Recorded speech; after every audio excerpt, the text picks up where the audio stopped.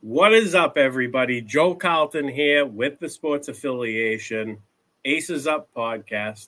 Week 3 is in the books. Another chaotic week. We had block field goals for touchdowns. We had defenses go off. We had some more injuries to ruin our fantasy football teams. But hey, we got to keep moving on. Tonight, I have special guests from the Face Off Network crew. William Stevenson, actually a listener just like I was all last season. Met him in the chat, the public chat on the Face Off shows when Pete Nova and Anthony Servino and Michael Hoff were going strong and were growing. One of my favorite listens. It is an honor to have this guy on. And then, I'm going to highlight him. We're going to do a personal interview and fantasy background interview. And then we're going to bring in Steve Deangelo at Fantasy Savvy of Fantasy Face Off, another great friend of mine. We share 2 teams together, high stakes teams. We're gonna review those now that we're 3 weeks in. We're gonna go game by game review. Once we bring him in about 9 o'clock, we'll go game by game review. We're going to talk, important usage metrics, snap share, targets, all that good stuff. We'll get into some injuries. Everything's going to be game by game, though. We'll get into injuries, waiver wire targets, everything that's going to get you prepared for week 4 and going forward. With that being said, I got to shout out one of my good friends in heaven, Anthony Servino. Happy birthday, brother. I miss your conversation. You gave me so much good advice, whether it was with my fantasy lineups, whether it was a pre-draft pep talk, or it was what I need to do to get better as a fantasy analyst, whether it was writing articles or doing the podcast. So I miss you so much, man. This show is 100% in honor of you. Happy birthday. And everybody grab yourself a cold beverage, sit back, get comfortable, and enjoy the show.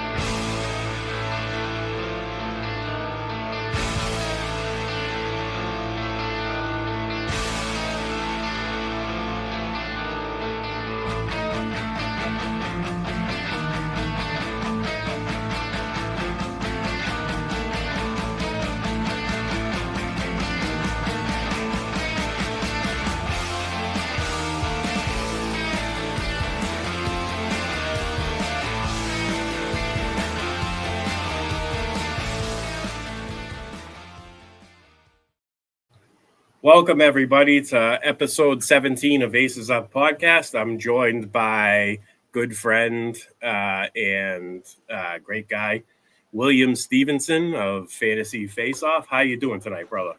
Hey, man, I'm doing great. Nice tribute to Ant. Rest in peace. Happy birthday. I miss him dearly, man. When I found out it was his birthday today, I had to go for a walk, 3.5 mile walk around the lake. And listen to some music and just think about him, man. Yeah. Well, if I know anything about him, he wouldn't want us to harp on it. You know what I mean? Yeah. He'd be like, come on. What are we doing? Talk football. What the fuck are you guys talking about? You got a show to do. So let's do it. As he hits the vape, Yeah. So here we are. We're gonna learn a little bit more about you personally before we get into the football discussion. We'll bring Steve on once your interview is done. Appreciate everybody tuning in. Tip, love you, man. Thanks for joining. Tip, Jamie, Jamie's the man. I met him at the expo, and he didn't introduce himself. And we would do it. He wanted to do an interview with me and my wife. It was hilarious. I was like, dude, awesome. why didn't you just say you were Jamie Perot? Like, I understand that though. You don't even be like, I'm Jamie, and then like someone would be like. I was like, people thinking like I think no, really. It was like it was like the end of the night, and we were about to walk back to the hotel, and I was just tired, and I was like, and I was like, dude, if you said you were Jamie Perot, it would have been on immediately. Like, did you see this? He said, "Yeah, this podcast starts in 40 minutes. Head to the store right now and get a vape in honor of Anthony." Yeah, nice.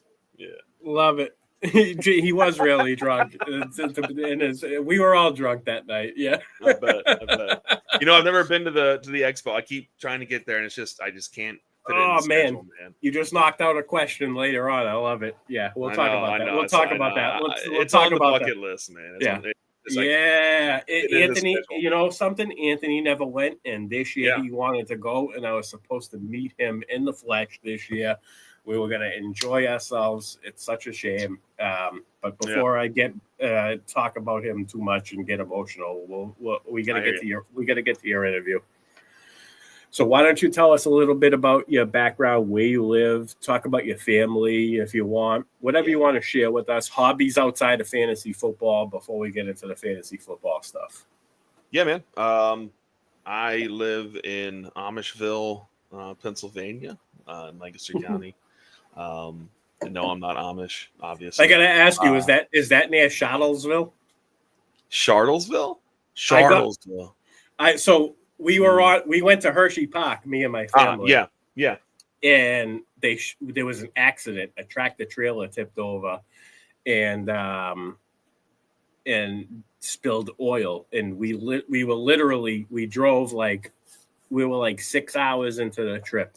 We were 45 minutes from Hershey in some town called Charlottesville, which and you're coming from the north, so we came from Boston, So Charlottesville, I don't know. Charlottesville, no, I don't know. Yeah, we were in Charlottesville. 45 minutes from Hershey, and the highway shut down, and we stuck for 2.5 hours. You Charlottesville yourself. I texted Pete, and I was like, I think I'm gonna shot in my pants because there's no bathroom in sight. And I was like, maybe I'll do a drafters. And then I tried to do a drafters, and it's not allowed in Pennsylvania. Yeah. So I was like, damn, good old Commonwealth. I can't even best ball draft. What the? So I was like, damn it. But good old Commonwealth, man. But anyways, enough about Charlottesville, Pennsylvania. No, but I'm about 30 to 40 minutes from Hershey. Actually, that's one of. Nice. You ask about a hobby, and my wife would tell you, like, when I get to the gates at Hershey Park, it's the same as it was when I was 10 years old. I love an amusement park, man. It's not really a hobby. It's kind of like my Christmas. Fantasy football season starting off, and the 1 year trip to Hershey Park. What's your favorite ride there? All of them. All of them? Nice. I didn't get to do all of them because my kids weren't tall enough. All of them, yeah. Yeah. No, but I live in. So I'm living in Lancaster County with my wife, 3 kids. I sell cars for a living. I was going to ask you that because you were working all day today, brother. Dude. Yeah. It was like one of those days where everybody wants to come in and say hi as far as like bank reps and stuff. I'm like, hey, how you doing? I don't have time to talk. Sorry. But yeah, man, that's what do I do outside of this? I try time with the family as possible. This is the main hobby. Yes. I bet that's the best answer possible. Love it. Yeah, I mean it is. It's like the main one. My kids are teenagers, young teenagers, so I'm sure there'll be more hobbies here in the future. But yeah, just trying to be there for them, be present with the family, get them to all their things. They're involved in a bunch of stuff, sports and band and academics. So yeah, that's it. Just trying to be a good dude and good dad and good husband, Nice. Shout out while sucking at fantasy. No, I think you're pretty good, brother. You nailed last week when I hopped on with you guys. I thought you nailed that game pretty good. Shout out to JC and Iggy. You guys made this show possible. You guys run the sports affiliation. I love you guys. You saved my life. I'm here to do the best I can for you, and I'm hoping this is a phenomenal show. So let's keep going. Yeah, let's do it. Hey, shout out to those guys, by the way. Yeah, I stumbled upon the show like a year and a half, almost 2 years ago, and I was just kept watching, kept following on Twitter right away, and just really good dudes. Felt like I got a really good vibe off of them. And awesome, genuine people. So positive, so genuine. Yeah, man, love those guys. So when did you start playing fantasy football? How many years has it been? Tell us about your first draft, how you got into it. You know, who invited you to your first draft? Tell us all about that. I started playing in 2007. And so I was yeah, man. I wish. Yeah, there was a time. Not so much anymore. I'm more like a doorstop. No, I started playing about 2007. I spent 4 years in the Marine Corps, and if anybody knows anything about barracks life, you got plenty of time on your hands. Someone just invited me. They were doing a fantasy football draft, and it was like an 8-team league, and I really wish I could tell you about the draft, but also if anybody knows anything about barracks life, I don't remember much about that night. But come to find out, it was like a best ball type of thing, and I didn't even know. Like, it was before best ball was even real. Like, so you just draft and then just let it go. So that's what I had in my mind as what fantasy was, and I didn't have time for it, and kind of walked away from it, and then joined back in probably around 2011. And it's been. I remember being invited to a league, and I'm like, I don't know if I'm going to have time to give it the justice it needs, to respect your league the way it should be respected. And they're like, yeah, you'll figure it out. We'll figure it out. And ever since then, it's like, I don't have enough time to do all of the leagues that I want to do now, So I latched on, and I haven't let go since. Nice. How many teams you got going on this year? Managed teams, not best ball. Best ball doesn't count. Yeah, those don't count, right? Best ball you draft, no matter how much money's invested. You look back at week 17 and see if you won anything. Yeah. Right. No, you peak every once in a while, right? Yeah, you go you do. Yeah. I was just talking to my wife after week 3. Just after week 2, I was 13th or 14th overall in the draft is $10 one. Oh, okay.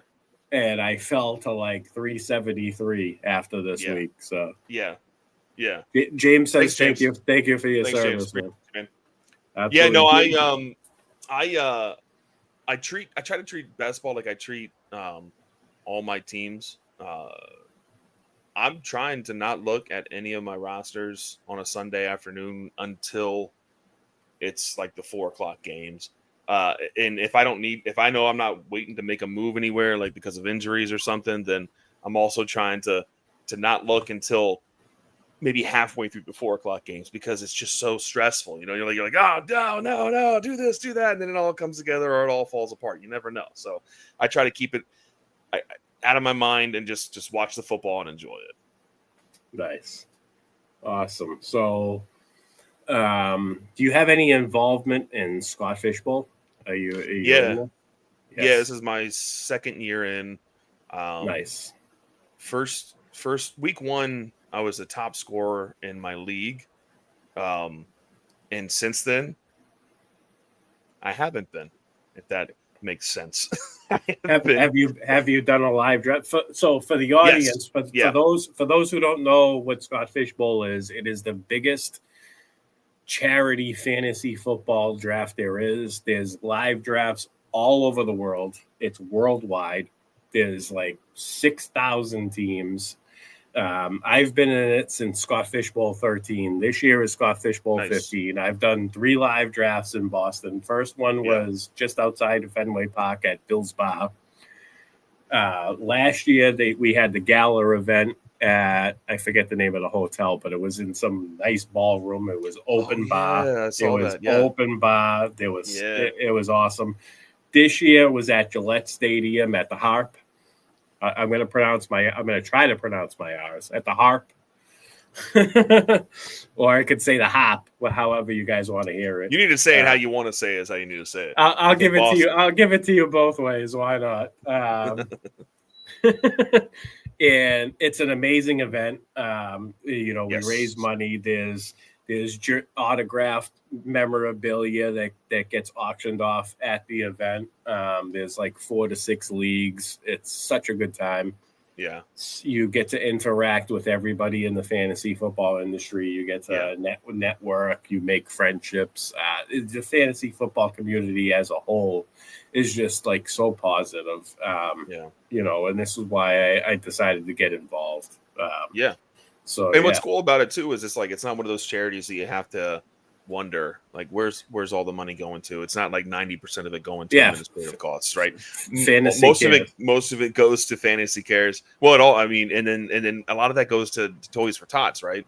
Yeah, there's a bunch of charities. There's a ton that they support. So it's not like they're one of those scam charities where you don't know where your money's going. You know where the money's going.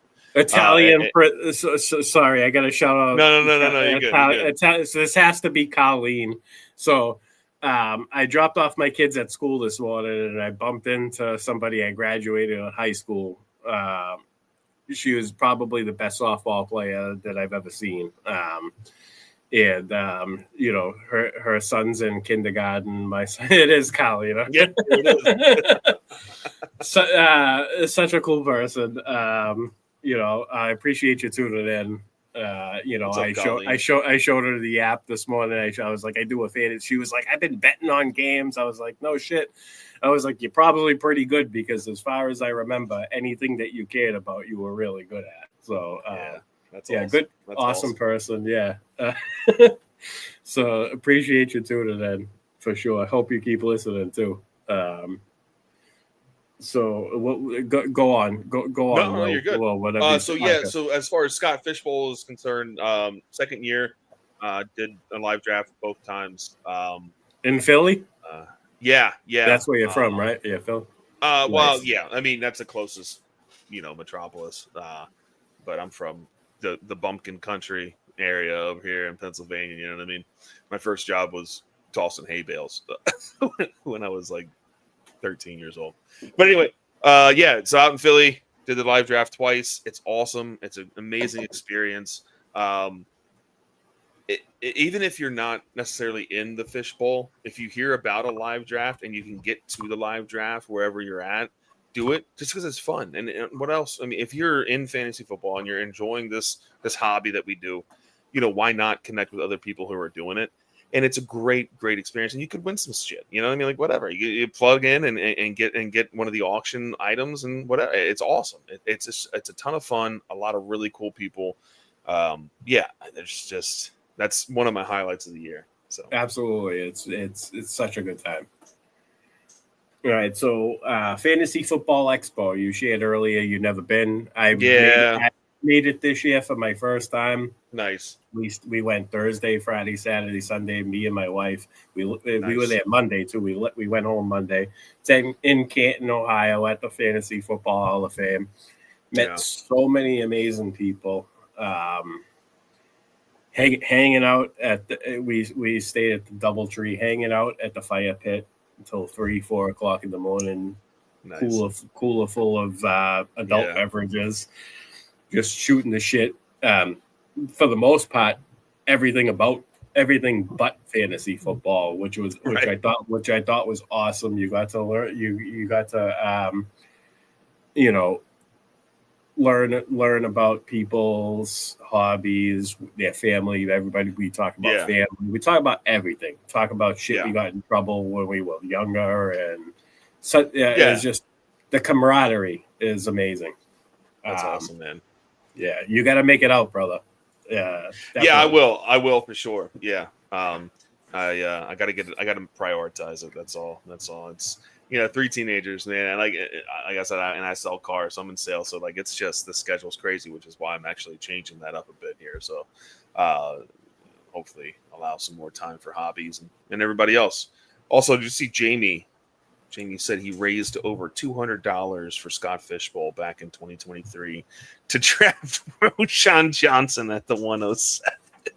Nice. That's right. Awesome, man. You know what? I remember them talking about making stupid picks for money. I remember that last. Was that last year? What year did he say? He said 2023. Yeah, that was last awesome. year. I remember that. That's awesome. That's what. So it just amazes me that you could get 6,000 people to take a free fantasy football draft where you're winning nothing, and the people take it seriously, and they show up, and they show up, and you're giving money. And the fact that it's international now. It is international. They have drafts in Barcelona. They've done it well. And what's nice is they've inspired a lot of things for other leagues as well. I know for one of my home leagues, the waiver wire, the fab budget. Sorry, the fab budget. If you spend money in the fab budget, it actually accounts for real money.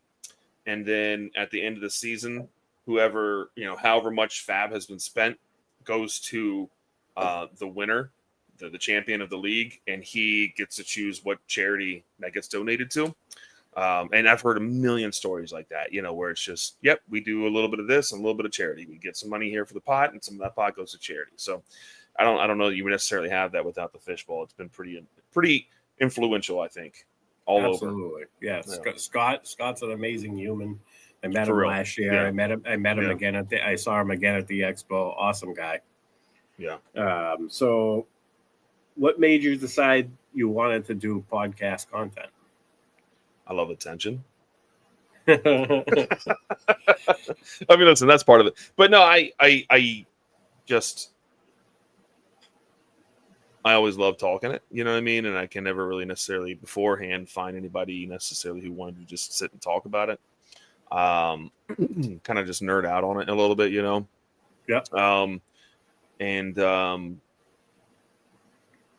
The big, not to take it all the way back, but to full circle, for Anthony Servino birthday is I wouldn't be doing this if it wasn't for Anthony, Pete, Mike, and Steve too. Agree. I totally agree. Yep. They showed me when I stumbled on those guys on Fantasy Face Off in 2020 when the pandemic hit, and I was just doing anything I could do to make money because you couldn't go anywhere, you couldn't work, but the bills didn't stop coming. So I was running Grubhub, DoorDash, Uber Eats, Postmates. I think that was it. All at the same time. Every day for lunch service, every evening for dinner service from 4 to 10 o'clock, So I had plenty of time to find podcasts. And if I was listening to a podcast at that point in time, I'm listening to fantasy football podcasts. And I stumbled across those guys, and it was so genuine. They could be in the middle of a really good conversation and stop and say, hey, somebody who's taking time out of their day to listen to us talk about football has a question. So we're going to stop what we're doing. And then, yeah, right. Now he's hungry. Yeah, but they're going to stop what they're doing. To be fair, Pete's always hungry. Yeah. Me too, man. Listen.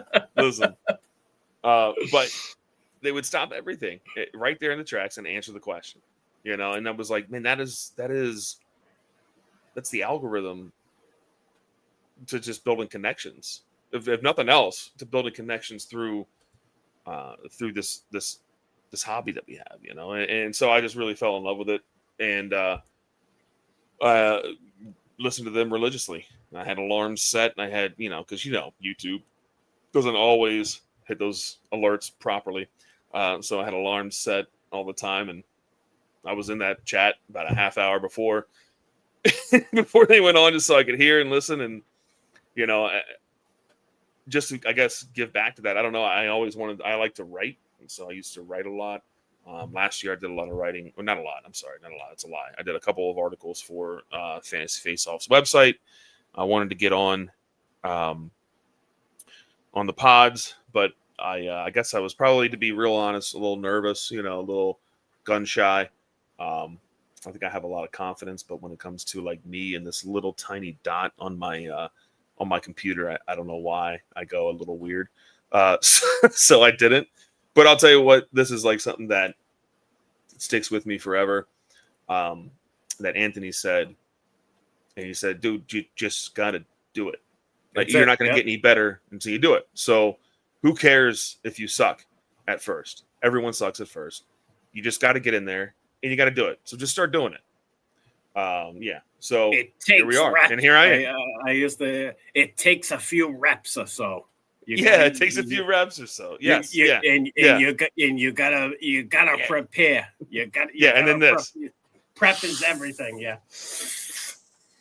I miss him. I really do. I miss him so much. Don't get me started. You're gonna make me cry. Yeah, no, I'm sorry. No, but that's what it is. That's so yeah. I always wanted to. I always like, everyone's like, "Hey man, you should have a podcast. You should do this. You sound good. You have this, whatever. Do some stuff." Touche, Jamie, touche. Yeah, right here. I'm almost done with it, and then I'm on to the water. Cheers, nice. Cheers. So you're from Philly. I'm assuming your team is the Eagles. Yeah. If I'm wrong, tell me. No. So I want to know about your favorite team. Tell us how they became your favorite team, and give us a little bit about your journey as a fan. And I'm a Patriots fan, so I'm sure I'm gonna be bitter about it, but that's okay. No, it's okay. What are you bitter about? You guys. Nick Foles beat us in the Super Bowl. That's nice. I mean, that's on you then, I guess. Yeah.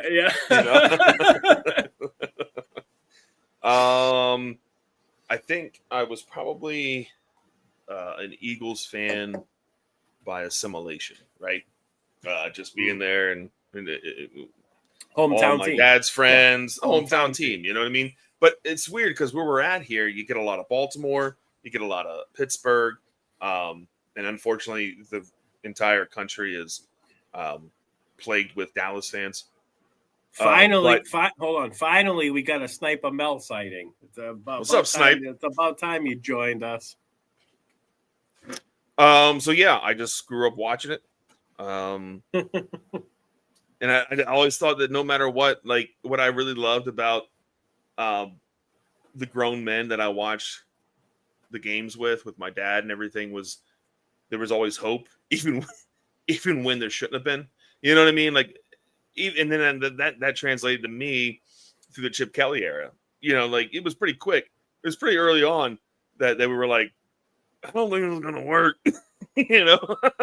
But I was always like, yeah, but maybe it does, And that's fandom, right? It's fanatical. That's why you're a fan. It's because you're a fanatic, right?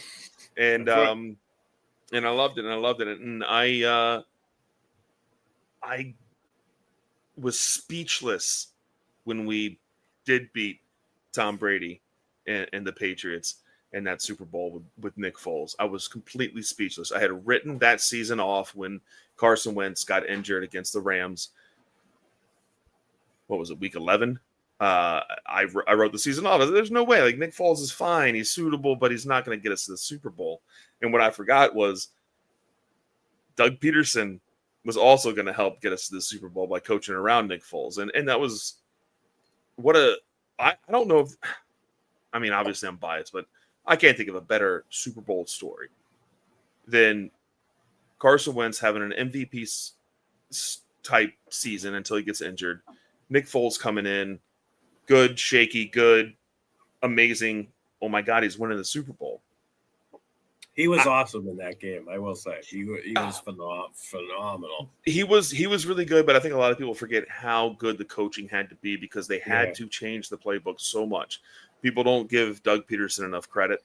That guy that whole coaching staff had to have been so smart in just understanding what Nick could do and how to win around. I'm gonna take this hat off now because it's ridiculous. But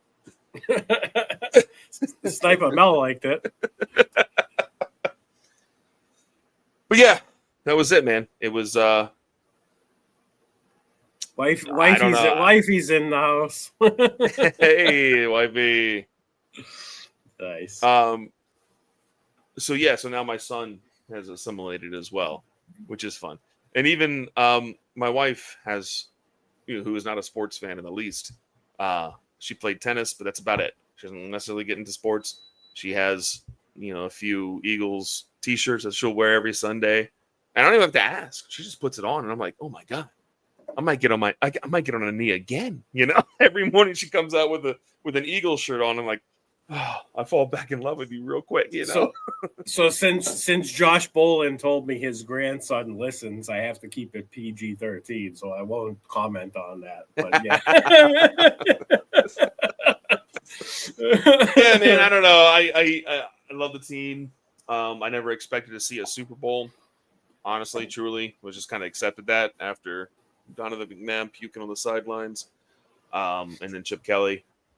But now we have two, and I'm just super happy. Honestly, team is loaded. Loaded. Yeah, it's like hard to explain. I don't know exactly how they're doing it or how they have this mentality that they have. Don't come at me with the AJ Brown drama, because every time he speaks to any beat writer who actually wants to listen to what he has to say, there's no drama. He's like, I'm just doing what I'm here doing. AJ Brown is awesome. I love AJ Brown. Yeah. I actually like the current Philadelphia Eagles team. Talk about 2025 Eagles.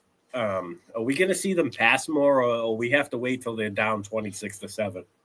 I think you're going to have to wait till they're down 26-7. It's so aggravating, bro. I thought teams were going to bring it more better. The Rams have always jumped on the Eagles early. They did it last year in the playoffs. Yeah. And Sean McVay, I don't know how, he's like Shanahan. He can game plan for a team, slap the shit out of you for 3 quarters, and then puke. And then lose it. Well, I mean, I don't know that field goal block was on Shanahan. I mean, for all intents and purposes, they should have hit that. It should have been losing the 26-7 lead is on the coach. Losing a 31 to whatever the hell it was when the Patriots came back, that's on the coach. That's not on the players. Yeah. That's on the coach. I mean, that's fair.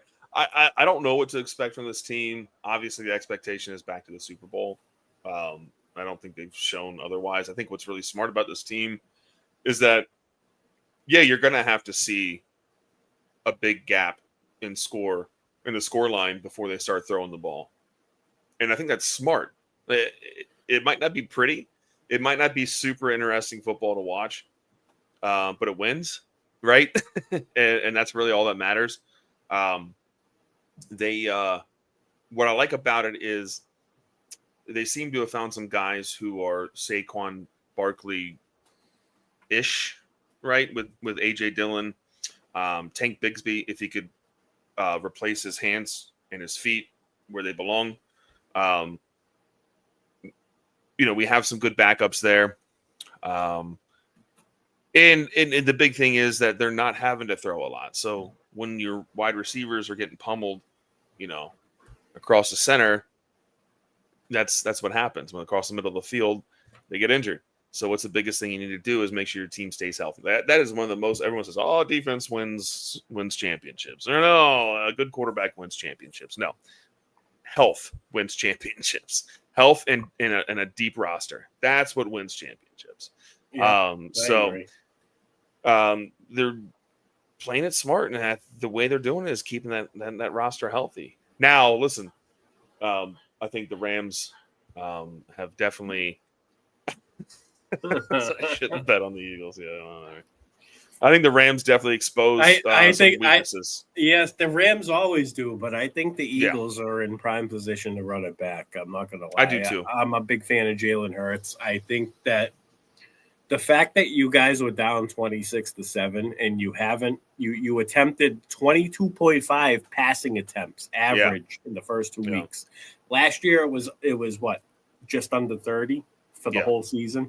The whole season. That's insane, dude. Yeah. I feel like you guys are toying. It's stupid.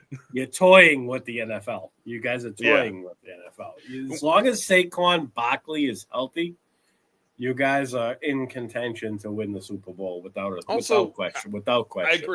I agree, and I think with that offensive line, I think that's more important. Like you saw when Lane Johnson went down, that was everything changed. You know, it's now he wasn't in the game long, so maybe I'm wrong about that. Maybe I'm assuming, but when he went down, it looked like Jalen was just getting pressured. So that O-line is probably the most important part of that team. I think that A.J. Dillon could step in and do not the same job as Saquon, but a similar job, just because of that O-line and the schemes. All right, Jamie, appreciate you for tuning in, man. Good luck on your podcast. I'll tune into it tomorrow while I'm at work. Jamie. Always looking for something to listen to while I'm at work. I'll definitely tune in. Man, put the link in the comments there too. Throw the link. Absolutely. Throw the link in there, Jamie. All right, so we're still waiting on Steve. When he pops in, we'll bring him on. Yeah, no worries. But we're gonna get into the good stuff. We'll start without him, and when he joins, he'll join. Oh, here he is. Hey. What up, Steve? What's up, Will? There's my man. What's up, Steve? What's up, Steve? Chilling. So, given the late start, should we bypass the going over our two high stakes teams, Steve? We'll make another episode for that. Yeah, I'll just say that we should have went with Mark Andrews over. This week. But everybody should have. What are you going to do? Did you see me flip it back and forth all week? No, I flipped it back. Yeah, I did. I flipped it. That's why we got to talk about. We got to talk about a little bit more this week. And going forward, we're getting to the thick of things. Also, Hunter Henry looks like a freaking man. I'm excited about him.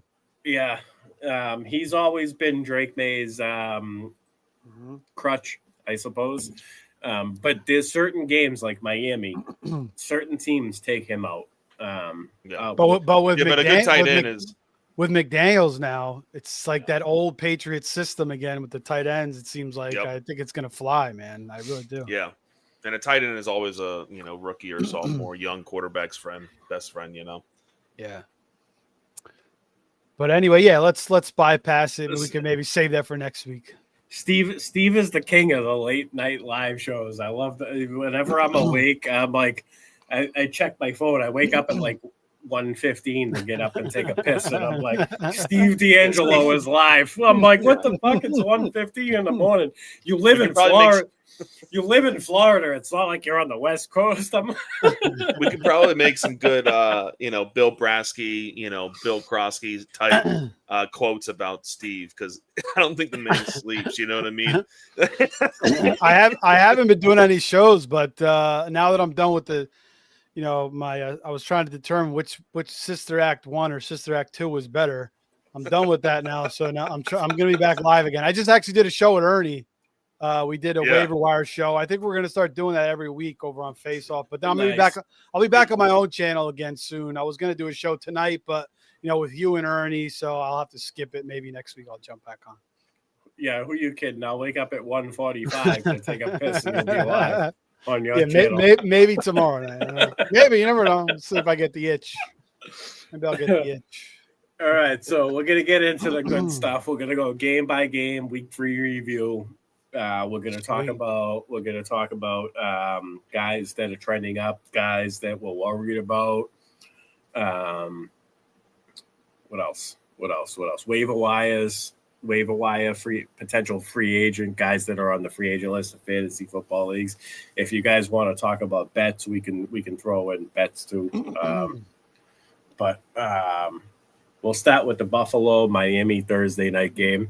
I just want to give a quick few thoughts. James Cook is a league winner in round 4. If you took James Cook, he's absolutely killing it.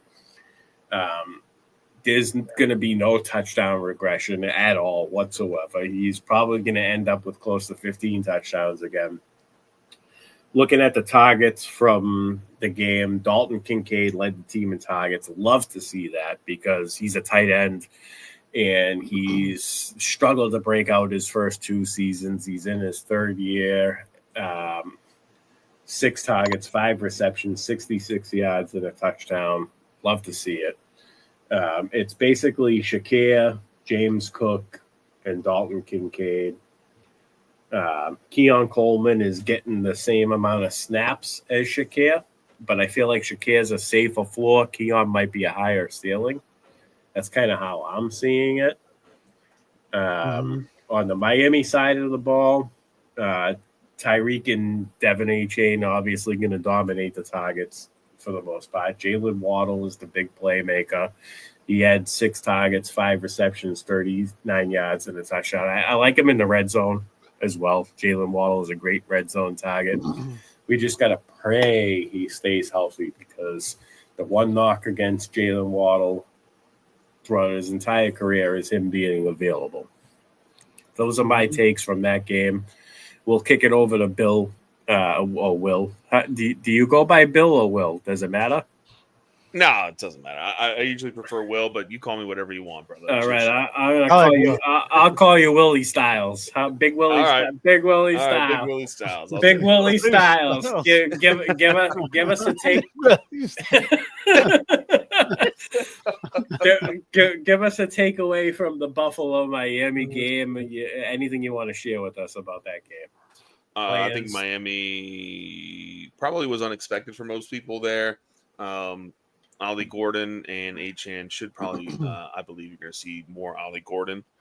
As far as Waddle goes, yeah, he's got to stay healthy. But I feel like we're getting lucky. Like if you drafted Waddle, I feel like you're getting pretty lucky. It doesn't look like they're really scheming him too much. Like you say, he's a big play guy. So he'd be like the hit or miss, high ceiling.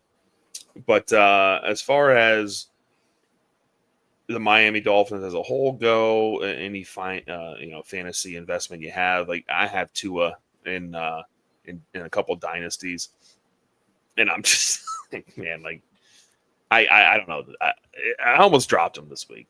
You know what I mean? Like you know what I mean? Because no one's gonna take him. No, you can't trade him, and you can't start him. So it was funny. Someone said something about. I can't believe Tua tried a no-look pass this past Thursday. He showed like a video of him trying to do a no-look pass, and I said, "Joke's on you!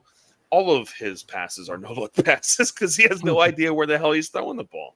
And they got all that inner turmoil. So it was a good game. I think Josh Allen continues to prove why you take him when you take him. I don't.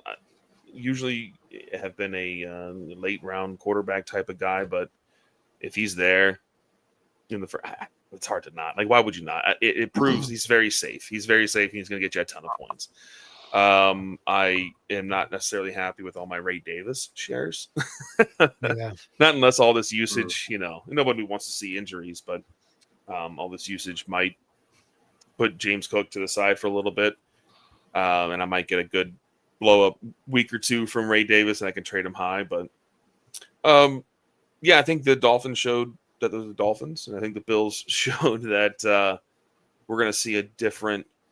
If the Bills meet the Chiefs in the playoffs this year, you're going to see. I think you're going to see that spell broken.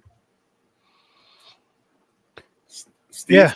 I'll say I went to this Bills Dolphins game last year, and I remember watching James Cook and Ray Davis, and I was like, "There's just a clear separation of talent here." James Cook is just so much better than Davis. He gives the Bills so much more. Yeah, James Cook. Last year, I was like, because I liked Ray Davis, I was like, I'm not really going to be in on Ray Davis. I mean, I'm not really going to be on his Cook as much 4th round. But then after watching that, I'm like, man, this guy is freaking good. And I remember watching him in the playoffs 2 years ago. I'm like, I need to get this guy everywhere. And I got a little bit scared by Ray Davis. And this year I was like, no, I got to get more James Cook. So I did that happy. They continue to spread it around. I mean, they're using Elijah Moore and Tyrell Shavers and Josh Palmer. So it's kind of like Jackson Hall is catching touchdowns. Like they're just always like, they're not like always committed to one guy. So it's going to be hard for Keon Coleman and Shakir to be consistent. Kincaid, he's, solid. Maybe he kind of develops as the main guy there, but again, it's going to be tough. And then Miami, I mean, yeah, Achane just gets so much usage. I think it's good that Jonnu Smith is gone. That's going to help Tyreek and Watt a little bit. We'll see what happens if Waller comes back. Hopefully Tua's not dinking and dunking to Waller. Thank God. I mean, I don't want to see that happen. But Malik Washington's an interesting player. I feel like if something happened to Achane, I feel like he could get a lot of carries maybe in the backfield and kind of take Achane's role, especially catching passes out of the backfield. So I feel like he's kind of a guy that I like adding, almost as like a handcuff to Achane. And then if one of the receivers get hurt too, we'll have some more value as well. Nice. I love it. All right. So that does it for the Buffalo-Miami game. Let's move on to the Houston-Jacksonville game. I'm worried about Brian Thomas. I don't know if everybody else is. I have him in a couple of big spots. He's got three consecutive games under 10 points, under 10 fantasy points. We know he was more productive with Mac Jones than Trevor Lawrence. I don't know. I've always never been a Trevor Lawrence fan. I was hoping that he would maybe find a way to take a step forward this year with more weapons and being healthy, because I know he's been battling injuries in the past. That's kind of how I'm reading that situation. The running back situation is a three-headed monster. It's split between ETN and Tootin, and for some reason they're still like putting LaQuint Allen in on like third downs and like the 2-minute drill situation. That aggravates me because just put the two better running backs in. Like, what does LaQuint Allen do better that the other two guys don't? Like, I don't understand it. De'Ami Brown got hurt. All I know is they gotta find a way to figure out how to get Brian Thomas more involved effectively, not just more involved, but effectively. That's my take on Jacksonville. Houston, I'm kind of in on Woody Mox. I think that, he split snaps with Nick Chubb. They right down the middle. It was like 29-26. I think that they're starting to lean into Woody Mox getting some opportunity. I know Joe Mixon is due to return at some point. I don't know how you guys feel about adding him speculatively early if he's available in your league. But one of my waiver wire targets this week, if he's available in your league, I know high-stakes leagues with deep benches, he's not available. But, short benches, 15, 16-team roster, 16-player rosters, he could be available. If he's available in your league, you need to go scoop him up, because I feel like his role is going to increase. He's going to at least get the opportunity for a role increase. Nico, it was great to see CJ Stroud hit Nico with a long touchdown this week. But I do have concerns about CJ Stroud. Not so much CJ Stroud, the quarterback, but the offensive line is just awful. They've done nothing to improve that offensive line. It's affecting the running game. It's affecting CJ Stroud. The rookie wide receivers that they invested in high draft capital, Jaden Higgins and Jalen Noel, seem to be taking some time to get acclimated to the NFL.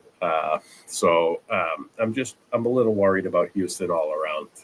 Bill, what do you got for this game? Yeah, I think as far as Houston goes, I think everyone's really disappointed in the entire squad. As far as Woody goes, any of my deep leagues, that was usually like my last pick, because what's going to happen. So you throw a dart. I am definitely trying to get him in those more shallow leagues where I need some RB help. But really, Nico Collins has just kind of screwed me. It's a lot. I have him a lot, because I thought he really had just hit that elite tier, and I don't think it's necessarily his fault. CJ Stroud looks like a shell of the freshman year that he had. Other than that, Jacksonville, I know you say they got to find something for a way to get Brian Thomas involved, effectively. I think he needs to learn how to be effective with his hands as well. I don't know what's going on with him. Is it the wrist injury? There was about the wrist. Yeah. I don't know. It's almost like, I don't know. It's almost like they have two guys on the squad between Brian Thomas Jr. and Travis Etienne, who both look like they're really scared to be on an NFL field. Like remember when Travis Etienne was like, "Yeah, I'm really scared to get hit, guys." It's like you didn't know that's in the job description, bro. Like, did you read your contract before you signed? I don't know if you realize what this is. You know what I mean?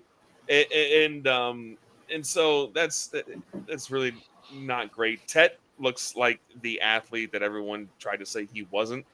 I think Tootin's going to take over for Etienne soon. It's kind of crazy to me that the best run that Etienne had this week was when they let him get in the end zone so they can get the ball back. As far as Trevor Lawrence goes, I had some high hopes for him. Thankfully, I never got him anywhere necessarily besides best ball. But yeah, that's been a big disappointment. There's too many weapons. One player I was actually talking to Steve about earlier tonight was Britton Strange. So if you're a Travis Kelce owner and you're like, well, this is annoying. If you're a George Kittle owner, or if you're who else? An injured Tucker Kraft. He's definitely worth a look, and he's probably floating out there in most standard leagues. Unless it's tight end premium. Week 1 was 4 targets. Week 2 was 5 targets. This past week was 7 targets. And he has hands that know how to wrap the phalanges around the football and bring it in for a reception. So I would be looking to pick him up if I need help at tight end. Yeah. Steve? Yeah, I think Tootin should continue to work in. You're right about the Houston Texans offensive line. It's terrible. I mean, it's a hot mess. So Woody Marks, I don't think he's the most talented guy, but he's going to get the opportunity. Chubb doesn't look like the same guy. So, Marks is going to catch a bunch of balls. Nico Collins, I think he's okay. I mean, Stroud was still making kind of those throws we've seen them connect with, like the slants and the in routes. And Nico had a good day. The one wide open touchdown he had. Christian Kirk, I thought broken he coverage. Yeah, he beat Jordan Lewis, who Jordan Lewis had an insane game for the Jaguars. He looked great, and he beat Jordan Lewis deep. Stroud just missed him, but I think Kirk, I think he's going to start to have some pretty productive games. I don't know why they're using Xavier Hutchinson. He never does anything. So, it kind of baffles me why they don't use Higgins a little bit more, or maybe Noel, but that may change as the season goes on. And then as far as Trevor Lawrence, I always kind of thought he was overhyped. He just has that weird throwing motion, and he's affecting Brian Thomas a little bit. I don't know why you're targeting Parker Washington 11 times versus Thomas 6, but Thomas did have 3 drops in that game. I don't know if it's the wrist or whatnot. He started the game with it was like a deep pass down the sideline. He should have came down with, then he dropped 2 easier ones. So I think he'll get going. I think that big catch at the end of the game, maybe that gives a little, catapults him maybe into this week. But Lawrence is a little concerning, but Thomas is so talented. You think he has to get going. I don't know. Maybe it's the wrist, or maybe he's pissed that Hunter and Lawrence are making commercials together. So maybe it's that too. I don't know. Are we in on Parker Washington as a waiver wire target? Yeah, I think so. I think with Hunter maybe taking a little bit of a step back in the receiver role, and if Diami Brown's going to be hurt, Yeah, I think Washington, could be good. I think he'll be okay. I think he's decent. He also had a couple drops too in this game. But Hunter, I thought, had one of the best plays of the day. He only had one catch, but it was one of the best plays. It was a nice play, yeah. Yeah. He juked out the defender and everything. But, yeah, Parker Washington, I'm not going to spend a ton, but I think he's a decent ad. All right, let's move on to the next game. We got Green Bay, Cleveland. This was a surprising game. Well, not so much. I shouldn't say it was surprising. Cleveland defense is solid at home especially. But, I didn't expect them to beat Green Bay in this game. A lot of people in their survivor pool got eliminated. I know Josh Bowling, if you're listening, brother, you owned up to it last night. You took Green Bay in the survivor pool. You got knocked out. Defense looks great. The tight end situation as far as fantasy football goes, Harold Fan and David Njoku, it's going to be a headache, in my opinion. It's going to be hard to determine which one is going to get more targets each week. We know Njoku is playing more snaps. Njoku was on the field for 38 passing snaps, Fannin 27. Njoku's running 29 routes to Fannin's 19. Fannin seems to be slightly more productive. I think he's just getting more targets early on because Njoku's drawing the better coverage. So, like I said, I think it's going to be a headache going forward. Quinshon Judkins, however, in my opinion, I think he is the clear-cut RB1 here. Dylan Sampson got completely phased out. Jerome Ford was getting some snaps, but Judkins looks really good. He's explosive. Totally in on Judkins' rest of the season. Green Bay, the pass catches are going to be revolving door every week. Nobody's going to dominate touches. They don't have a clear-cut wide receiver one. I started Dontavian Wicks in some spots this week as my flex, and he disappointed. I thought he was being in for an increased role with Tucker Kraft being banged up a little bit. I will say this, though. Matthew Golden is probably, if you're going to target a pass catcher, Matthew Golden is probably going to gain some steam as the season goes on. I would hang on to him. I wouldn't drop him. Definitely don't drop him. Josh Jacobs is the clear-cut RB1. Jordan Love, game script dependent, in my opinion, as a fantasy asset. I really get nothing else to add other than that. Will? Green Bay. Yeah, man. I was going to interrupt you, but I didn't want to be rude. Well, you're next, so take over. Because you said they don't have a clear wide receiver one, and you're right. It doesn't look like they do, but they do, and it's Matthew Golden. Yeah, I just don't think they realize that they have him. I don't understand. Coaches like to make rookies earn their playing time. I don't know why. Yeah. It aggravates me with Mike Vrabel because it's dumb. Yeah, it is dumb. When the guy deserves to be out there, he's clearly the best talent. Get him in there. Right. Get him in there. Get him reps. Get him passes. Yeah. 100% with Quinshon. That dude's a dog. I was caught between two worlds this week. Like, I have a process where, like, you gotta kind of prove it, almost like these antiquated coaches, right? But like, you gotta kind of prove it before I start you on the fantasy team. You know what I mean? And so I benched Quinshon in most of my leagues that I had him in. Just be like, all right, last week looked great, but let's see what happens, and I regretted it in every single league because that dude, he's taking that role by the horns, and you're looking at Nick Chubb 2.0, I think. As far as Green Bay goes, though, how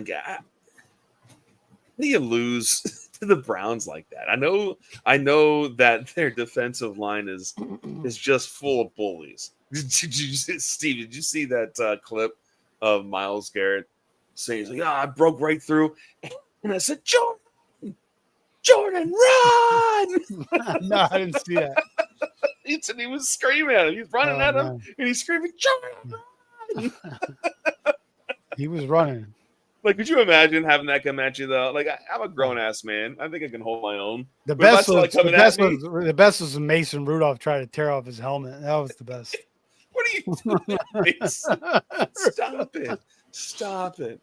Yeah, the only thing Mason Rudolph could tie up is a sweater around his neck, you know.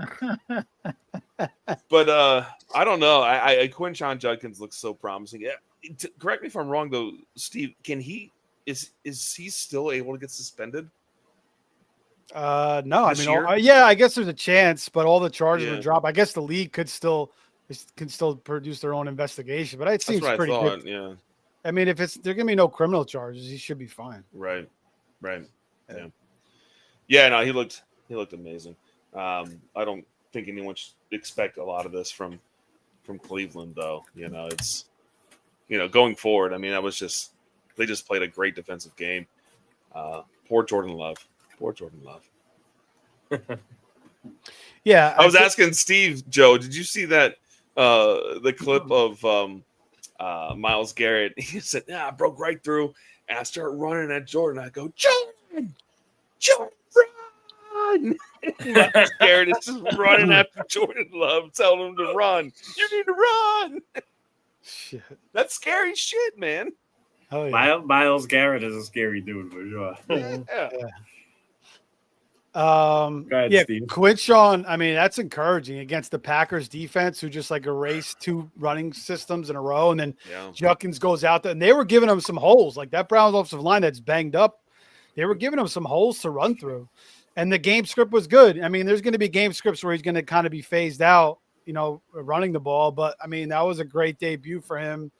Like Joe said, Fannin and Njoku will kind of cancel each other out at times. In this game, Flacco didn't have to throw it as much. Although he still did throw it 36 times, but only completed 21 of them. Judy and Tillman, they're going to have to get in those game scripts where the Browns are just tossing a lot, but that was an encouraging performance by their defense. And Schwartz can definitely dial it up. They were getting a ton of pressure on Love. I mean, he had no time to throw. That was I took them. I'm in a Survivor League too, but I have a lot of picks and I can get buybacks. So I did take them in one spot. I kind of thought it was a little bit of a trap game, but it was kind of a game you kind of had to take. But it's good to fade those games sometimes too, because everybody's going to take it. And then as far as the receiving options, I think it's just going to be spread around between Dobbs and Wicks, and Christian Watson might be coming back the next couple of weeks. So that's just going to make things even worse. Tucker Kraft, I think it was a little bit banged up in this game. Maybe that kind of slowed him down, but it was just a weird game.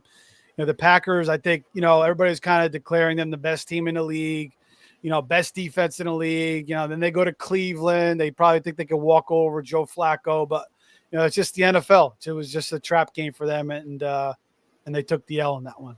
But shout out to the Browns. They played a hell of a game on defense, and Flacco got them down the field that last drive, and Schmitz, whatever his name is, kicked the winning field goal. I don't know. Have you guys seen those videos going around with the Saddam Hussein music with the NFL players? It's fucking laughing. No. What? So weird. Yeah.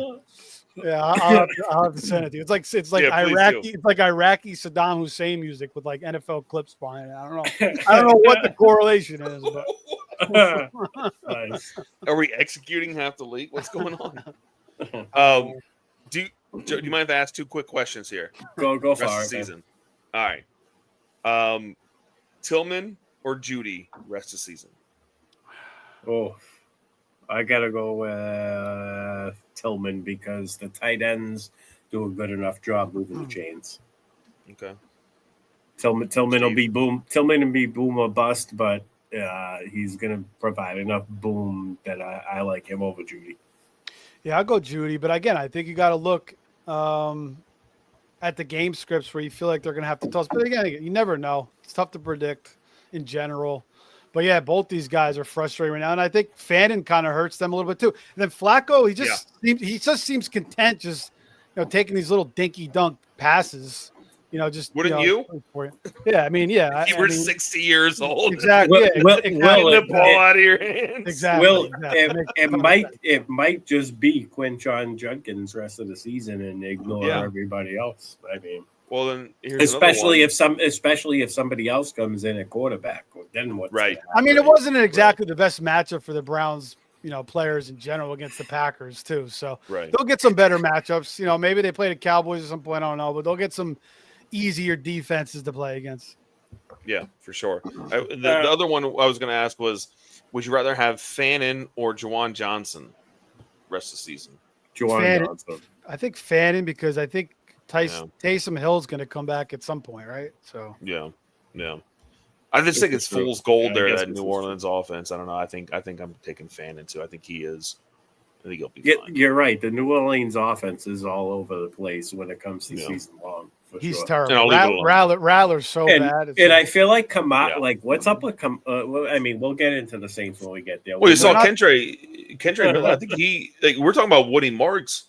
Kendre, I mean, I think he had 47% snap share this week. I have to look it up again. Well, I'm pretty sure it was a 47% snap share. Two things that may happen. Njoku could get traded possibly, and maybe Kamara gets traded. So yeah. No. I have a ton of Kendre shares, so I'm hoping for that, Steve. Yeah. All right, Joe, I'm sorry. I'll let you run your show. I apologize. No problem, man. I like when the guests ask questions, so I love it. Let's move on to Pittsburgh, New England. This game aggravated the shit out of me. I was tweeting out that Mike Vrabel should get a kick in the fuck. He needs a good kick in the nuts because I don't know what he's doing offensively. That is, defense is okay. I mean, Pittsburgh's offense isn't blowing anybody away, but I think that Trevion needs to be inserted now as the running back. He's clearly the best running back on the team. I do think Ramondre still retains a role, but Ramondre should not be leaned on like he's been leaned on in the first 3 weeks. And clearly, this last game showed why. He has a reliability. Trevion has gone over 600 touches. I know it's college and pro combined, but he's gone over 600 touches without putting the ball on the ground. I don't know what they do with the Antonio Gibson. He's a gadget player. There should be some design snaps for him, but he shouldn't be in there getting carries over Trevion Henderson. I don't know what they're waiting for. I did like a salsa dance when I heard New England Patriots select Trevion Henderson in the draft, because I actually had him better than Genty, and I'm just based on how Genty has looked right now, I'm kind of feeling confident about that. I know Genty will eventually get it. He has the talent, so there's no arguing that. But get Trevion in a damn game, will you, Vrabel? He's the best running back you have, best playmaker you have, as far as taking it to the house. Hunter Henry is an absolute animal. He is the most reliable pass catcher we have until Stephon Diggs shows that he is fully healthy and ready to take on. Well, we know he's fully healthy. He's got he's knocked up 3 or 4 women in the past 2 Well, months. I heard there's a sex. I heard there's a porn video coming out. So. I don't know if that's a rumor or somebody just making fun, but I heard there's a porn video. I wouldn't be shocked. I wouldn't be shocked. God bless Stephon Diggs. Pittsburgh side of the ball, Jaylen Warren is the clear RB1. He looks phenomenal. He's an elusive motherfucker. You see when he gets the ball in his hand with some space, man, he can do some special things. Calvin Austin, I don't know, DK Metcalf, I feel like he does all right against average to subpar defenses, but if he goes up against a tough defense, I'm not confident in playing him. Obviously, You drafted him as a wide receiver 3 or a flex, so you're probably starting him anyways. But temper expectations with Metcalf. His volume will be there, but his efficiency is probably going to take a hit season long. That's how I see Pittsburgh and New England. Steve, I don't know. Give us some assessment here. Yeah. Warren looks good, especially in the passing game. And he killed Gainwell on snaps. He's not really running for a lot of yards. I mean, 18 for 47. That's always kind of been his thing. He's never been a big time runner, but in the passing game, he definitely looks good, and he's always looked good, and he's had some really nice plays. So Caleb Johnson's, I don't know at any point if he's going to do anything. I wouldn't rule it out. Maybe like some goal line touches down the stretch, but Warren is the clear guy right now. Metcalf's frustrating, but he is scoring. He's getting in the end zone. I don't think you can rely on anybody else outside of him. The tight ends, Freiermuth and Jono, they're just canceling each other out. Yeah. I thought Jono would maybe take a little bit more of a role, but it hasn't happened. Ramondre's played well outside of the fumbles. He just can't freaking hold on to the freak of football, but he looks good otherwise. But yeah, I don't know. They may give him one more chance. I don't know. After he fumbled last time, Trevion got all the snaps at the end of the game. Trevion didn't really do much, 11 for 28. But that may change. They may really give him a full shot this week.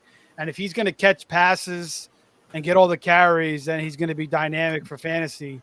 But I think Ramondre's still a good player. I still think he is. I mean, he had a great game in week 2. He looked awesome.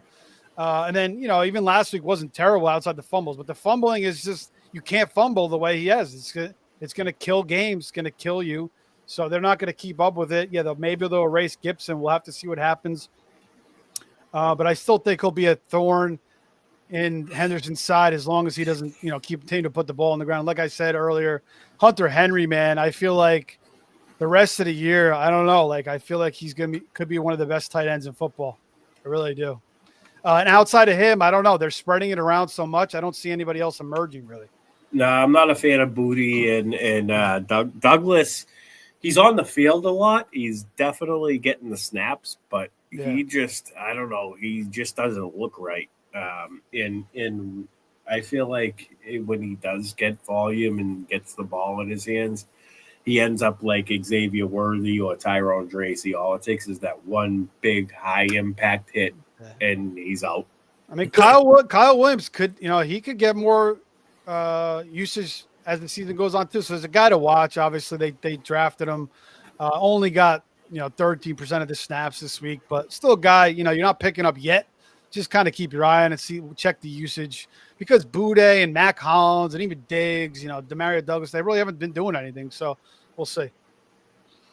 Yeah, it's kind of a revolving door with those guys. We'll move on to Indianapolis, Tennessee.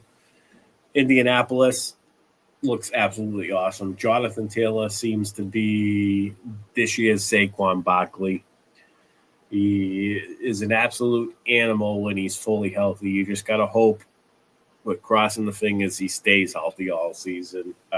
As somebody I wish I had more of, because I'm a Bengals fan at heart. I got love for the Bengals, so I have more Chase Brown shares than Jonathan Taylor shares, which right now I'm kicking myself in the ass over, because Jonathan Taylor was there for the taking. Every single draft. We all fell for it, man. Every single fantasy draft there was, Jonathan Taylor was there for the taking. But we all fell for it. Don't hate on yourself, man. I fell for it. I know Steve fell for it. I know better though. I know better. I took a lot of Taylor, but I took a lot of Brown too. And yeah, you're right. You took Brown earlier than Taylor in a lot of spots. And, regardless, it seems like a mistake, even if Burrow wasn't even there. But, with Burrow out now, it's just a killer with Brown. I mean, the whole offense is just scary now. Yeah. Danny Dimes looks for real, fantasy football especially. He got himself a good offensive line. He's got a hell of a running back weapon. Michael Pittman is a hell of a reliable wide receiver one. You got Alec Pierce dominating the outside role, and Josh Downs in the slot. I like what the Colts defense. Steve, you know, I picked up the NDD a week ahead of time. Steve, one of our teams, Steve goes, "You want to play the Indy? Who was it? NDD over? Who was the other D?" I was like, "Nah, NDD's for next week." Yeah. That was last week, and we put in. I think it was New England, right? I think we had. And we put in NDD had a defensive pick six within the first 5 minutes of the game. Yeah. And they were good. They were one of the better D's this week. Yeah, I love the Indianapolis Colts this year. Back to Danny. Josh is like, let's not talk about the Bengals. Poor Bengals fans. That's so Tennessee. I've actually started. You know, people were talking about this guy as a potential waiver wire ad. I've actually started him in the flex spot and two on one team that I have 2 for 2 weeks now. That's Elic Ayamana. He looks phenomenal. Calvin Ridley, I don't know what's going on with him. I think he might be getting stomped by top coverage. Cam Ward isn't where we expected him to be, rookie quarterback. So maybe he's looking at his first read and he's not confident in slinging it there because Ridley's not separating properly. And it's benefiting Chigo Okonkwo. It's benefiting Elic Ayamana. Tony Pollard is Tony Pollard. He's a good floor RB2. He can give you. He's getting the volume to give you a good floor. I don't necessarily see a ceiling unless he falls into the end zone a couple of times. That's kind of how I'm seeing Tennessee. Will, why don't you give us some thoughts on the Colts and the Titans? Yeah, man. First of all, shout out to Coach from the Fantasy Mediators because he has been preaching Aya Manor for the entire offseason. I've been in on him all season. Yeah. And so I have a lot of Aya Manor shares, and it's really nice because I have a lot of his shares where I have a lot of CeeDee Lamb shares. So I've kind of just fallen into some safety there, but I think that he is looking good. He's looking like the target. Like I really still believe in Calvin Ridley, but it just hasn't really seemed to be panning out for him there. I feel like age is catching up to him. Well, yeah, it might be, but you thought like I used to think that age combined with being the top pass catcher, he's getting the best defensive defensive back on him. So, but I imagine that's going to have to change with eventually. Right? Yeah, probably will. Right. And also shout out to Steve with Chigo Okonkwo. Like I feel like they got to get him more involved as well. And I think once they start getting him more involved, you're going to see Calvin Ridley open up a little bit. What I'm confused by is Tony Pollard. I don't know what's going on there. It seems like they're trying, but I don't know.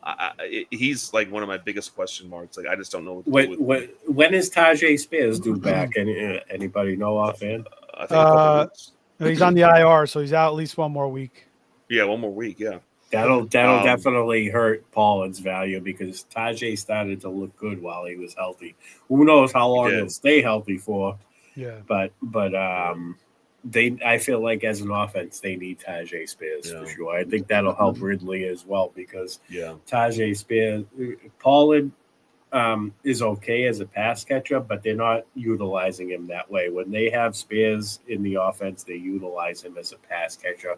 Yeah, it's gonna require the defense to move up a little bit, and like you said, it could open up things for Ridley. But then you have Cam Ward too, who he looks legit, right? Am I the only one who thinks that he looks like he has? He definitely has the talent. I think he's still learning. He's still getting acclimated to NFL defenses for sure. Yes.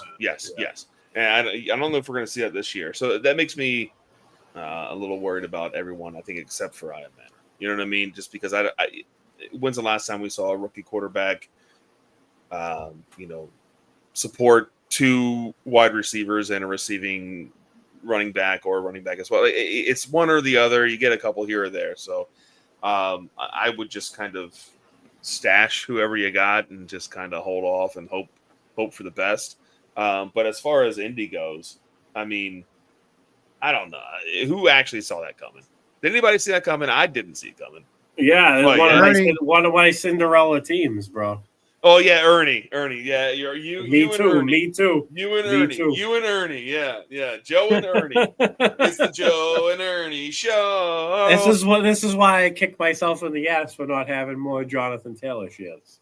Yeah, because I love the Colts and I love the Bengals and I mixed them up and I should have just hammered the Colts. Yeah, but as far as the running backs go, Joe Burrow gets in. Joe Burrow gets injured, and everything goes out the window for them. Yeah. So, what I love about the Colts is that Michael Pittman is showing what Michael Pittman was supposed to have been since he was drafted, and he's one of those ones that I just keep drafting. I've always just kept drafting. Like it's gonna come true. It's gonna happen. And finally, it's happening. He's a dog. He's an alpha.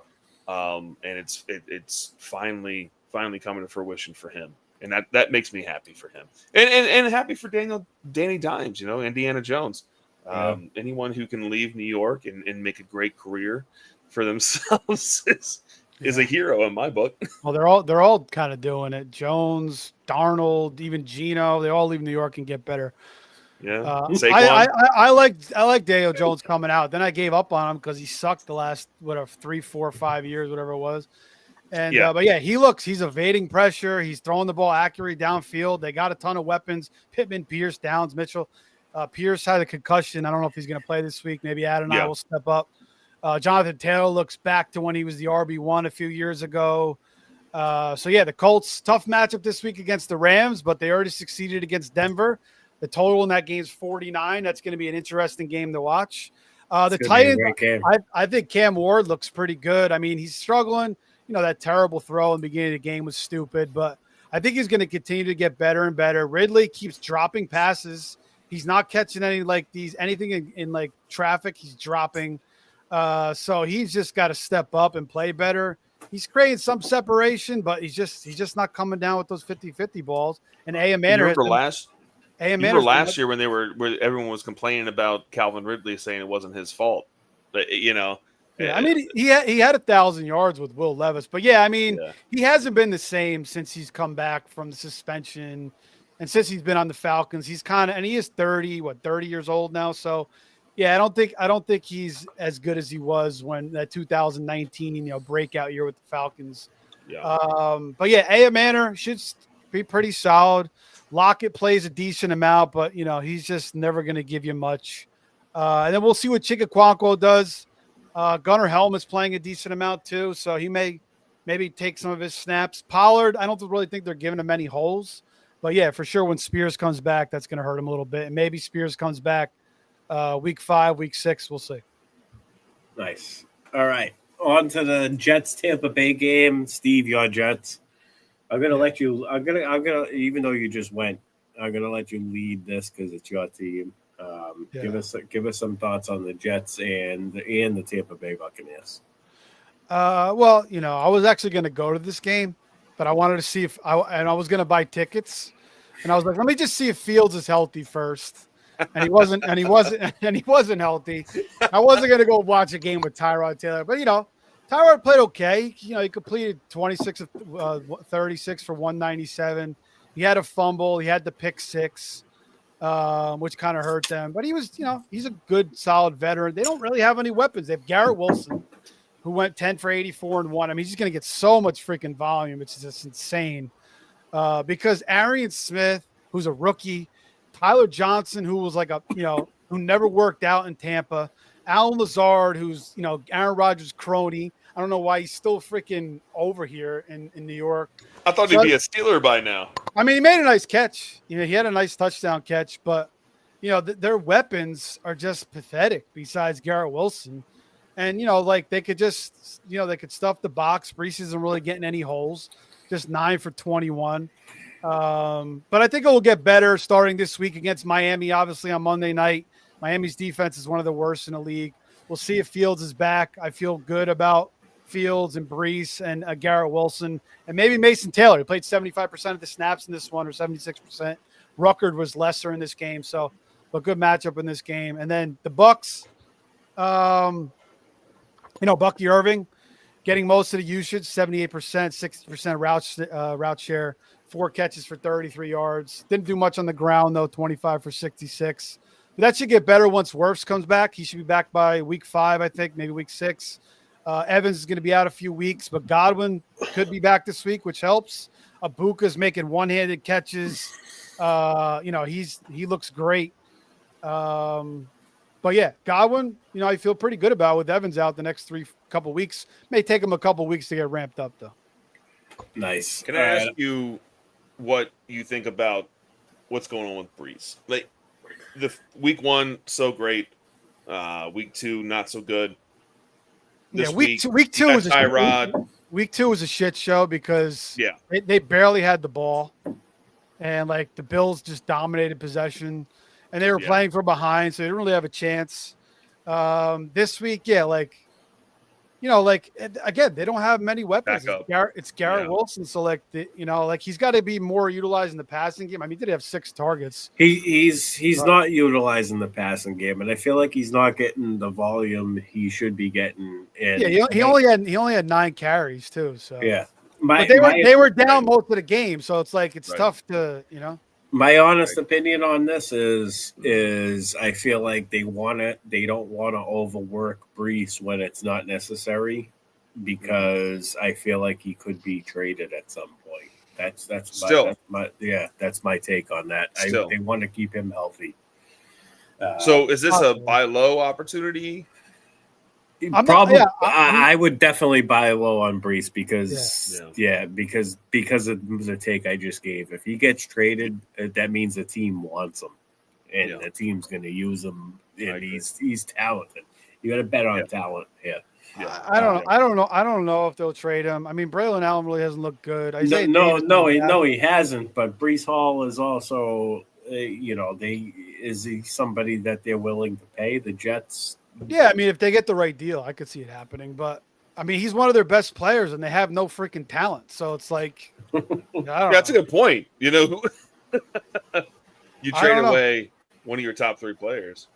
But I mean, if they can get a high pick, it's possible. Yeah. What about Fields? The Jets are always a shit show, man. You never know. I didn't want to say it. I don't want to, kick a Jets fan when they're down, because they're always down.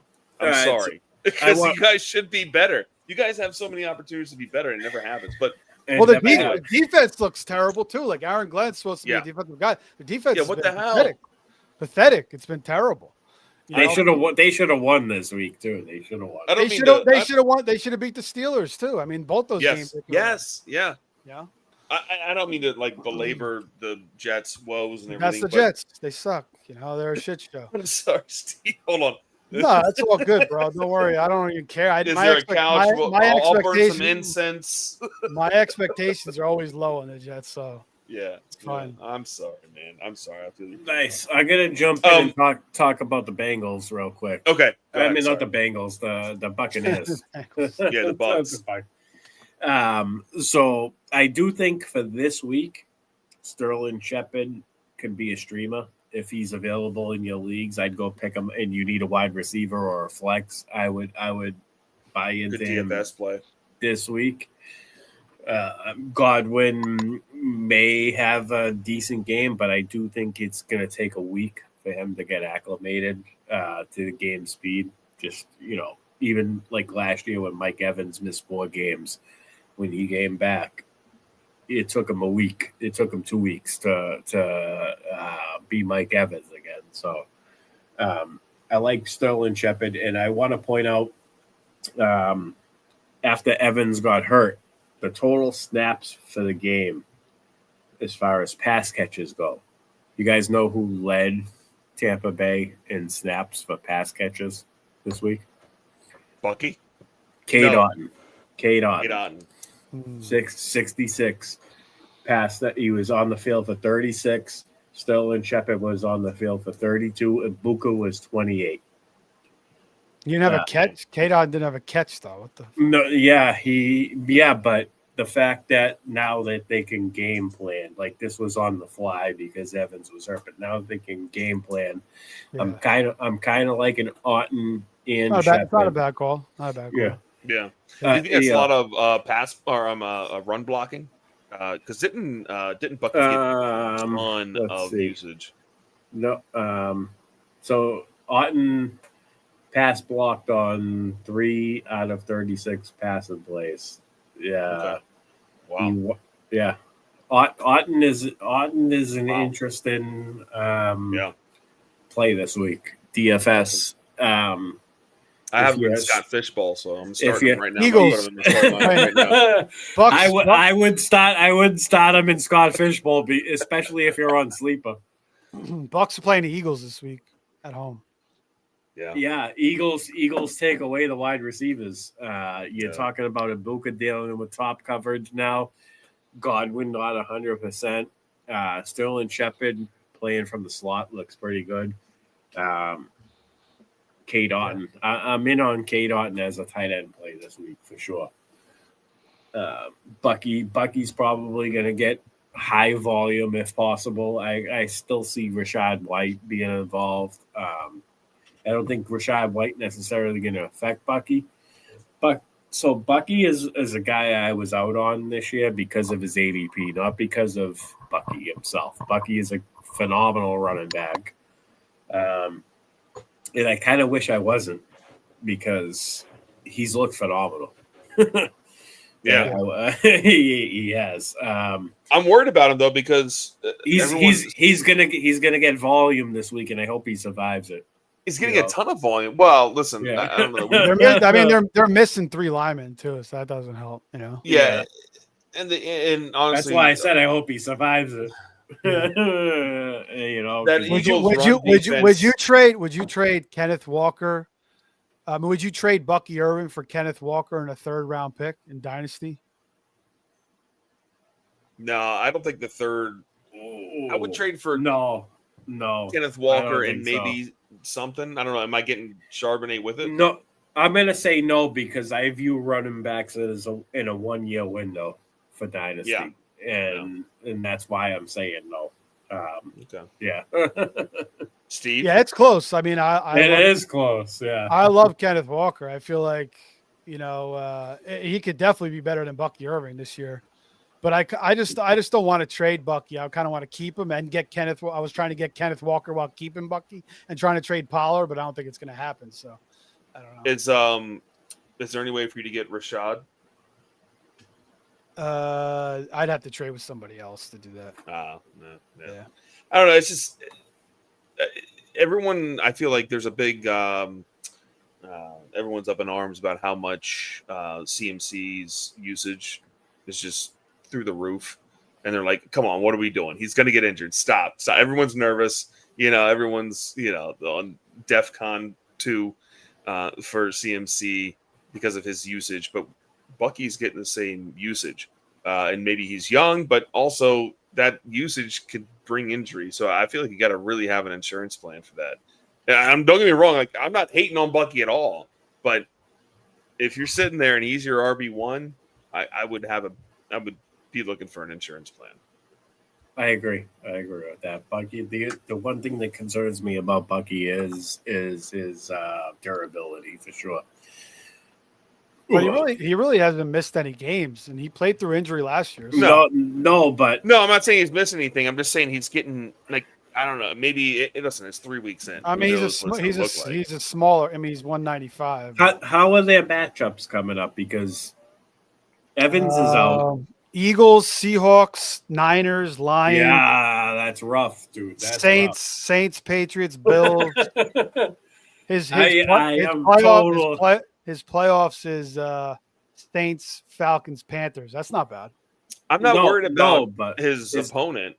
I'm worried durability. About the durability. Yeah, like if they keep using him like that. Yeah, but he's going to be relied upon this in the upcoming weeks because Evans is out. Godwin's got to get up to speed.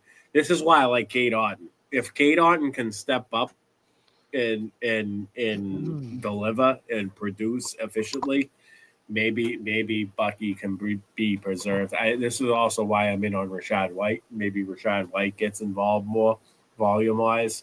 I don't know if he'll be fantasy relevant, but think about it. They get all three linemen back for the playoffs. They got Falcons, Panthers, Dolphins. That's one of the best playoff schedules.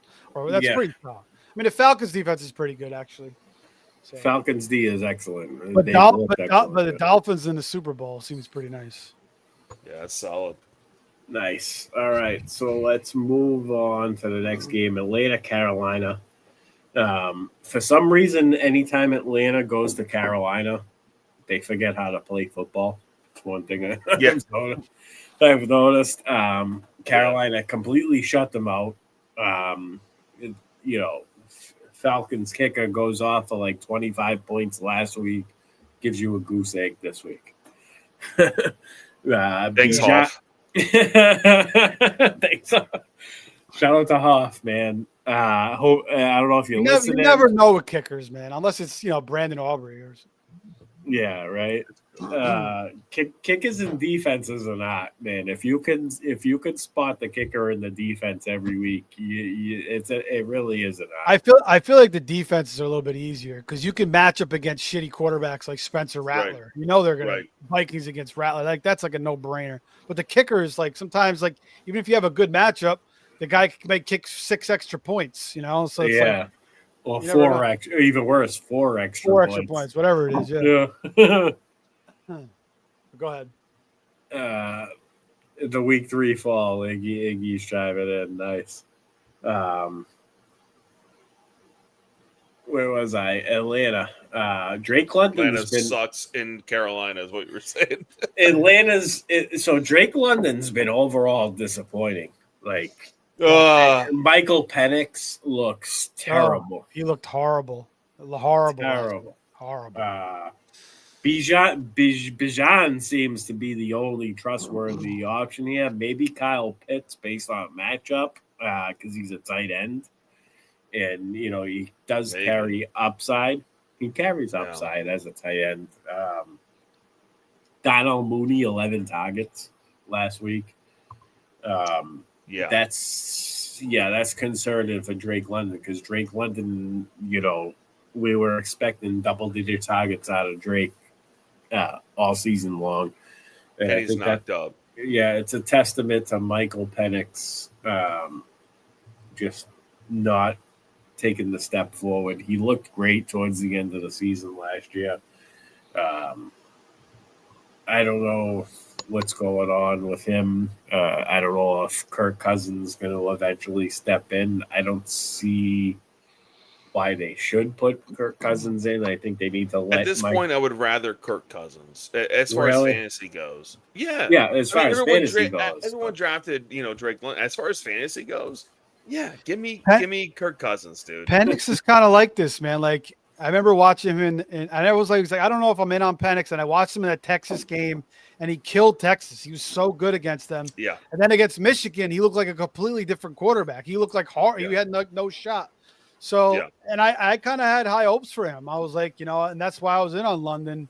But last week scared me. I don't even know if he was hurt. Like he couldn't even get the. I don't know. He's had a lot of injuries. If he faces pressure, he kind of collapses too. So they're going to give him a shot this week.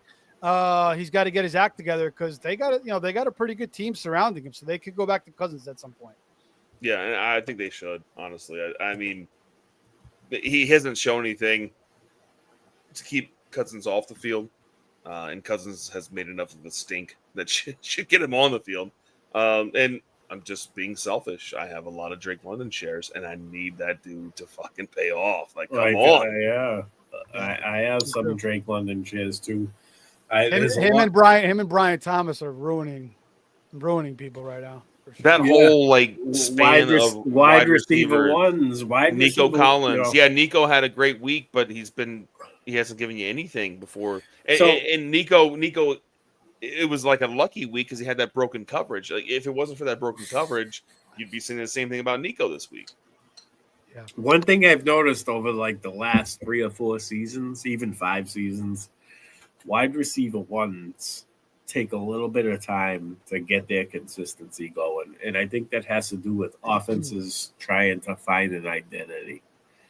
A lot of these offenses don't have an identity yet. The defenses have the advantages early on in the season. I think you're going to see some of these wide receivers start to get it going. I'm hoping Brian Thomas, Drake London,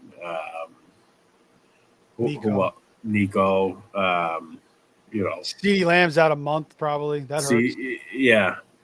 Even George Pick, like guys that you invested high capital on, wide receivers sometimes take time because of their offense finding a way to gel. Yeah. So, yeah, defenses have the advantage early in the season for sure. And you just got to be patient a little bit. I can think of a mistake I made back in the day, and I forget what year it was, but it was Greg Jennings. He had the first 4 weeks. He had 29 fantasy points, and I traded him away.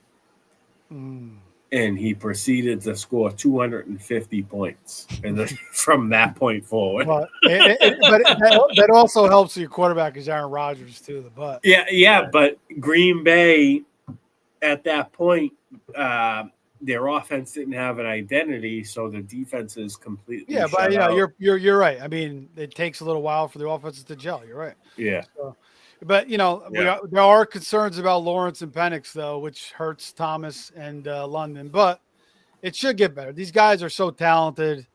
We got to be patient. That's all we can do right now. Yeah. So Drake is super talented. So I imagine he's going to pay off. Let's bounce over to Carolina. Biggest waiver wire target, one of the bigger waiver wire targets last week, and I wasn't necessarily in on him, was Hunter Renfrow. He turned out to be a dud this week. Tet McMillan dominated the targets, 9. The next person down was Renfrow with 4. Everybody else had 2. Sanders 2, Tremble 2, Dowdle 1, Hubbard 2.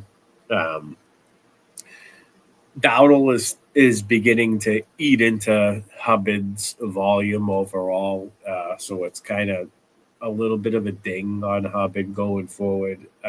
When Carolina signed Dowdle early on in the free agent season last year, I thought that they had plans for him, and it seems as though they do. I love me some Chubba Hubbard, but this looks like it's going to be a committee. As long as they're both healthy. Jatavian Sanders not necessarily getting he's playing 21 passing snaps out of a possible 32. So he's not out there all the time. He got hurt in this game too. He hurt his ankle. Did he? Yeah, he left. It was the fourth quarter though. Yeah, I feel like they use him when they're behind and they're chasing. Yeah. They're playing a lot of snaps. That's when Jatavian Sanders can be fantasy relevant. Right. I'm not confident in anybody on this team fantasy wise outside of Tet McMillan. Chuba Hubbard. I liked him when he was falling into the 6th and the 7th round. It was, he was one of the guys that fell as draft season went on. Late August, you could get him in the 7th round. Early on, he was going in the 5th, 6th, 5-6 turn, and he fell to the 7th. But just as long as Rico Dowdle is going to be a thorn in his side when it comes to volume. Maybe. Yeah, no, maybe. Not me. I don't know. I mean, it's still the one, right? he stole the touchdown from him, but Dowdle's been used. All three of his carries, the touchdowns came when they were like trailing or leading. I mean, yeah, he did eat a little bit. He stole the touchdown from him, but I still like Chubb. I don't feel too threatened by Dowdle. But he could utilize a little bit more. I still feel good about Chuba. But yeah, I mean, I think it's Chuba and Tetaroa. And Bryce Young, he's going to be tough to predict too. Like he'll have some good games, he'll have some bad games. But yeah, forget about Renfro. Jalen Coker's coming back. That might bring some life into the offense. So that's another guy to pay attention to. Yeah, I love Jalen Coker. He's somebody I bought into up until he got hurt. Yeah.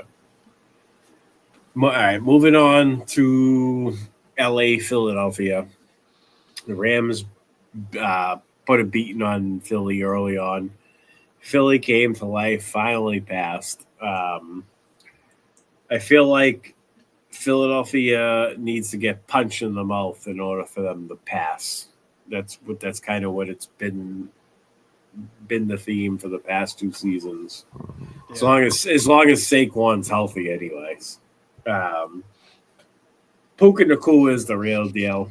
Somebody I wish I had more. Somebody I not faded, but somebody I wish I drafted more of. He is an absolute animal as long as he's healthy. Devontae Adams is somebody I was in on more than Puka based on ADP and the fact that talent-wise, I believe Devontae is still a top 10 NFL wide receiver. I also believe in Matt Stafford. I consider him an elite NFL quarterback, bottom tier elite, but nonetheless still elite. Kind of where I went wrong. I make notes as the season goes on. Puka is somebody that I'm going to be in on going forward as far as fantasy football goes.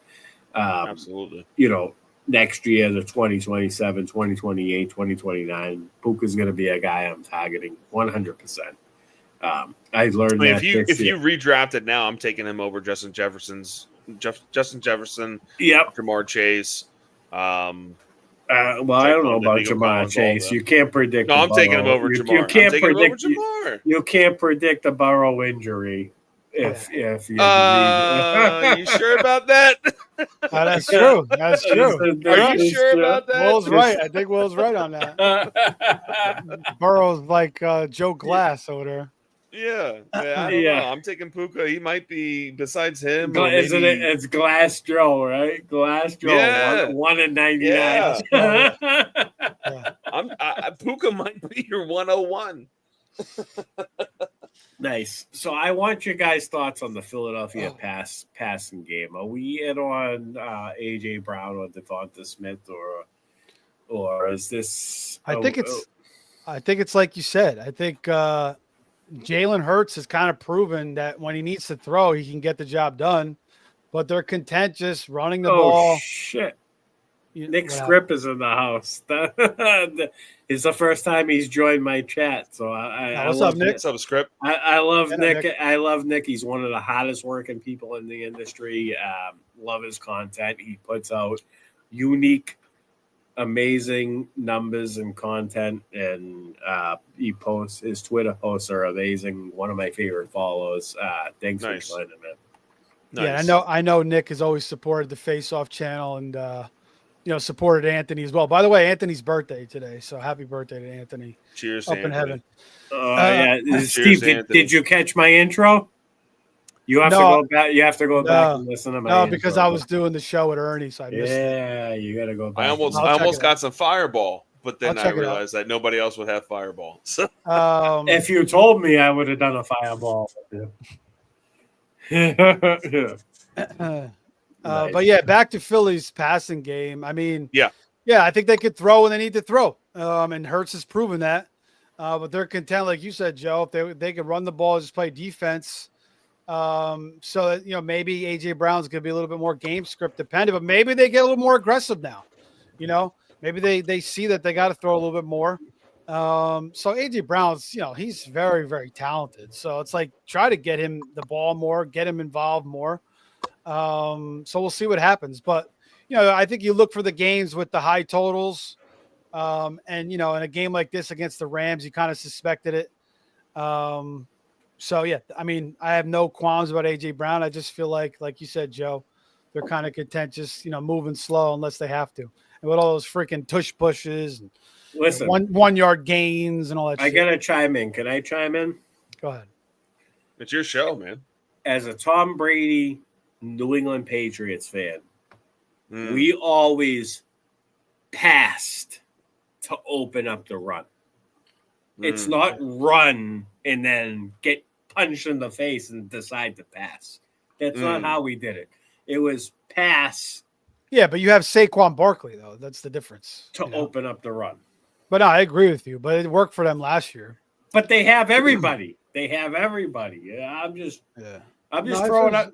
I agree. Like you have Devonta Smith and AJ Brown. Like Nick Sirianni just throwing out an idea, brother. Just throwing out an idea. Yeah, I feel you. It's just that's the way they've been doing it. But I mean, they should pass. They should get AJ Brown and Devonta a little bit more involved. Nice. Do you want an Eagles input on that one? The Philadelphia guy. You don't have to, bro. I don't want to hold it up. All I'm saying is we can't move on without the Philadelphia. We can't hate it until it doesn't work. And I think they're gonna keep pounding the rock on the ground until they have to pass it, and that's fine. And I think it's smart because I think that it keeps your receivers healthy. Hopefully, it keeps your running backs healthy. I think they maybe overestimated how much they could get out of Tank Bigsby. Hopefully that comes true. He's got time to, assimilate and figure everything out. But, with AJ Dillon, I do feel like AJ Dillon could be Saquon light, like Temu Saquon, right? Especially with the different schemes and plays that they have. It's not going to be as electric, but it'll work. But nothing. The thing about the Rams is they will always find a way to make you change your game, right? So that wasn't unexpected, in my opinion. They did a really good job of defending the run, and they said, all right, let's see what you can do. Can you pass it? Are you going to pass it? And honestly, that game almost got lost. If it wasn't for 2 blocked field goals, the Eagles would have lost that game. Let's just be honest. I mean, who would have thought that Jordan Davis, 6'7"? No, 6'4", 320-something pounds, would have been clocked at 18 miles an hour to return a blocked field goal. I think they have the right plan. Of course, I'm jaded, but mix it up. Mix it up. That's all I'm saying. Mix it up, but why would they mix it up if they don't have to? They're just going to pound the rock, and then if they get ahead with pounding the rock, then they'll just Why not go up? They run the clock out. Then they run the clock out. Why not go up 21-0 and then implement? Why not do it if you can do it running the clock? You know what I mean? I hear you on that, but if they don't have to throw it and put it's going to Devonta Smith over the middle. I'm saying it's going to eventually bite them in the ass as well. Yeah, probably. Yeah, guaranteed. We're going to lose a game at some point that we shouldn't have lost. It'll be a trap game. The Rams were like, we got to stop Saquon. He absolutely torched us. So that was their plan. But yeah. The Rams, Joe. I mean, Puka. I think I was with you, man. Like, I don't know why I wasn't in more on Puka. Yeah, I know. Because of Devontae Adams. Like, I was like, all right, well, that's exactly why. They may choose to use Adams one week, and that may change, but Puka is just so good and so reliable. 29 targets for Devontae, 29 targets for Puka, and the next guy is like 7. Yeah, no, it's so condensed. It's so condensed and beautiful. Yeah, exactly. Yeah, I wish actually on the poop. Go ahead. No, I was just gonna say Corum looks good, but Kyron's still the man there. But Corum is like the absolute handcuff that you need to have for Kyron. Yeah, and I think that what you were saying about Puka is the same thing for Devonta on a lighter note. Later in the drafts, like why weren't we just picking him up? I think I drafted Devonta Smith. I have him. Just trying to be a homer over him. I have quite a bit of them actually. Yeah. He should have been picked up a lot more. The one thing about Puka is he does get hurt a lot, so he misses games. He can miss games. Yeah. Because he plays like an animal. That's why he's diving all over the place. Fucking but he's fun to watch. Even when I was watching him light us up this past week, and I was like, man. But that's the thing about McVay too. Like he'll set one guy up, like, and just pepper him with targets, and get him in those really good situations. But Adams is like, he's like the goal line guy. Like he's getting so much usage in the red zone. I don't know. Like I think it was 2 weeks ago, he had like 6 or 7 red zone looks. Yeah, he's just constantly getting looked there. So both of them are going to be great. Absolutely. So we're like so I gotta say, this is like the most in-depth show I've ever done. We're only halfway through the games. And we're almost 2 hours in. I'm willing to get through it all if you guys are. I don't know. Yeah, we could just kind of speed it up. But I'm we down. can breeze through some of them. So next game is Vegas, Washington. Just a couple of quick takes for me. McLaurin might miss the next game. Genty, I think he's suffering from the offensive line. I think he's suffering from Chip Kelly. And Chip Kelly too. Brock Bowers, I don't think he's returning investment season long. Also suffering from Chip Kelly.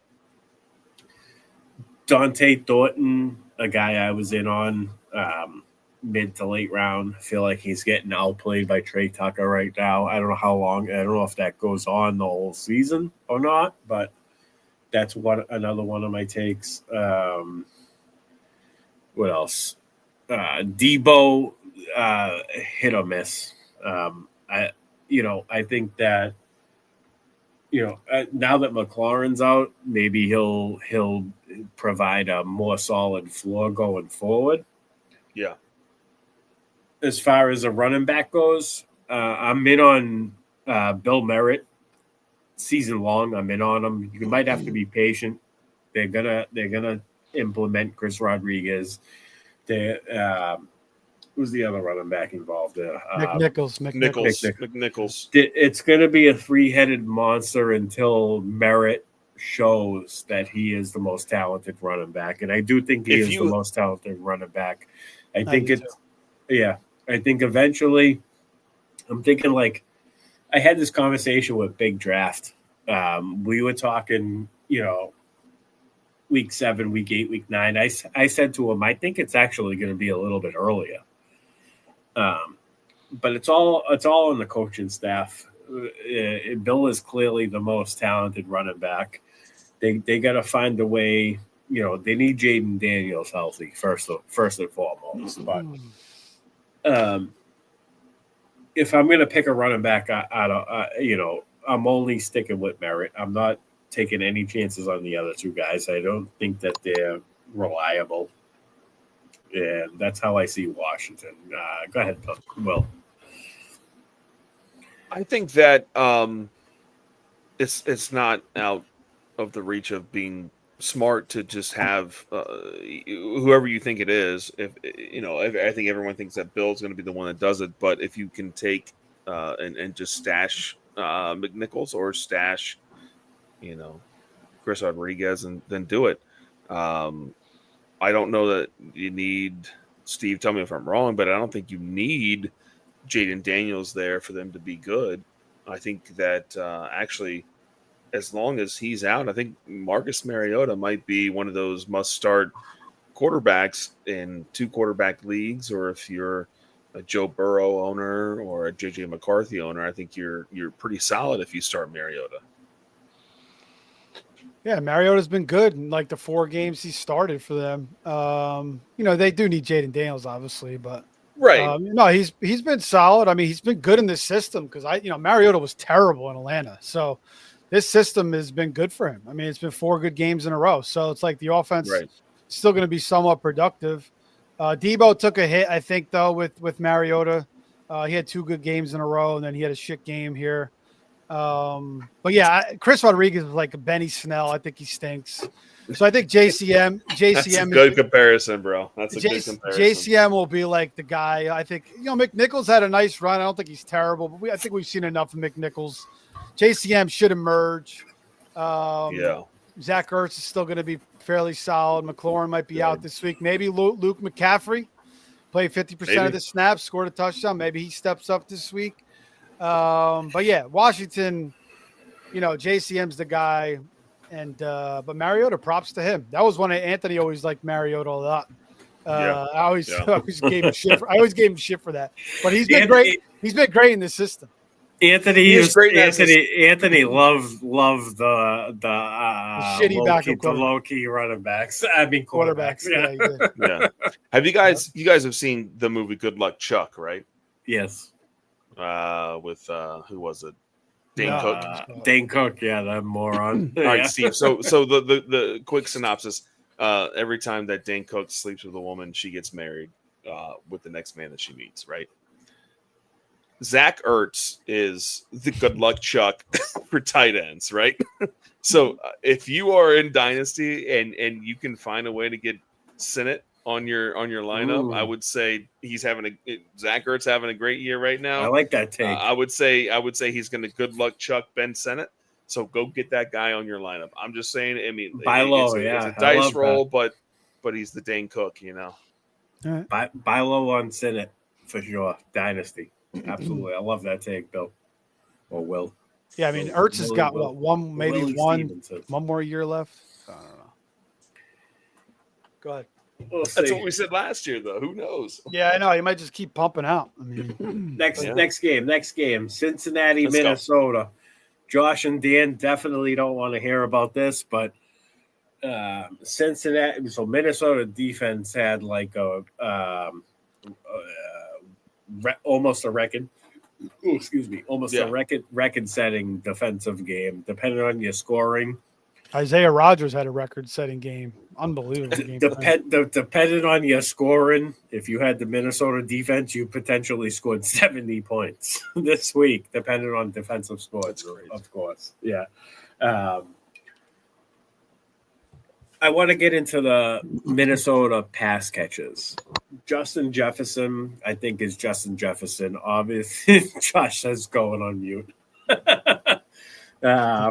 We're going to talk about Minnesota. I'm going to talk about Minnesota first for you, Josh. Pass catches.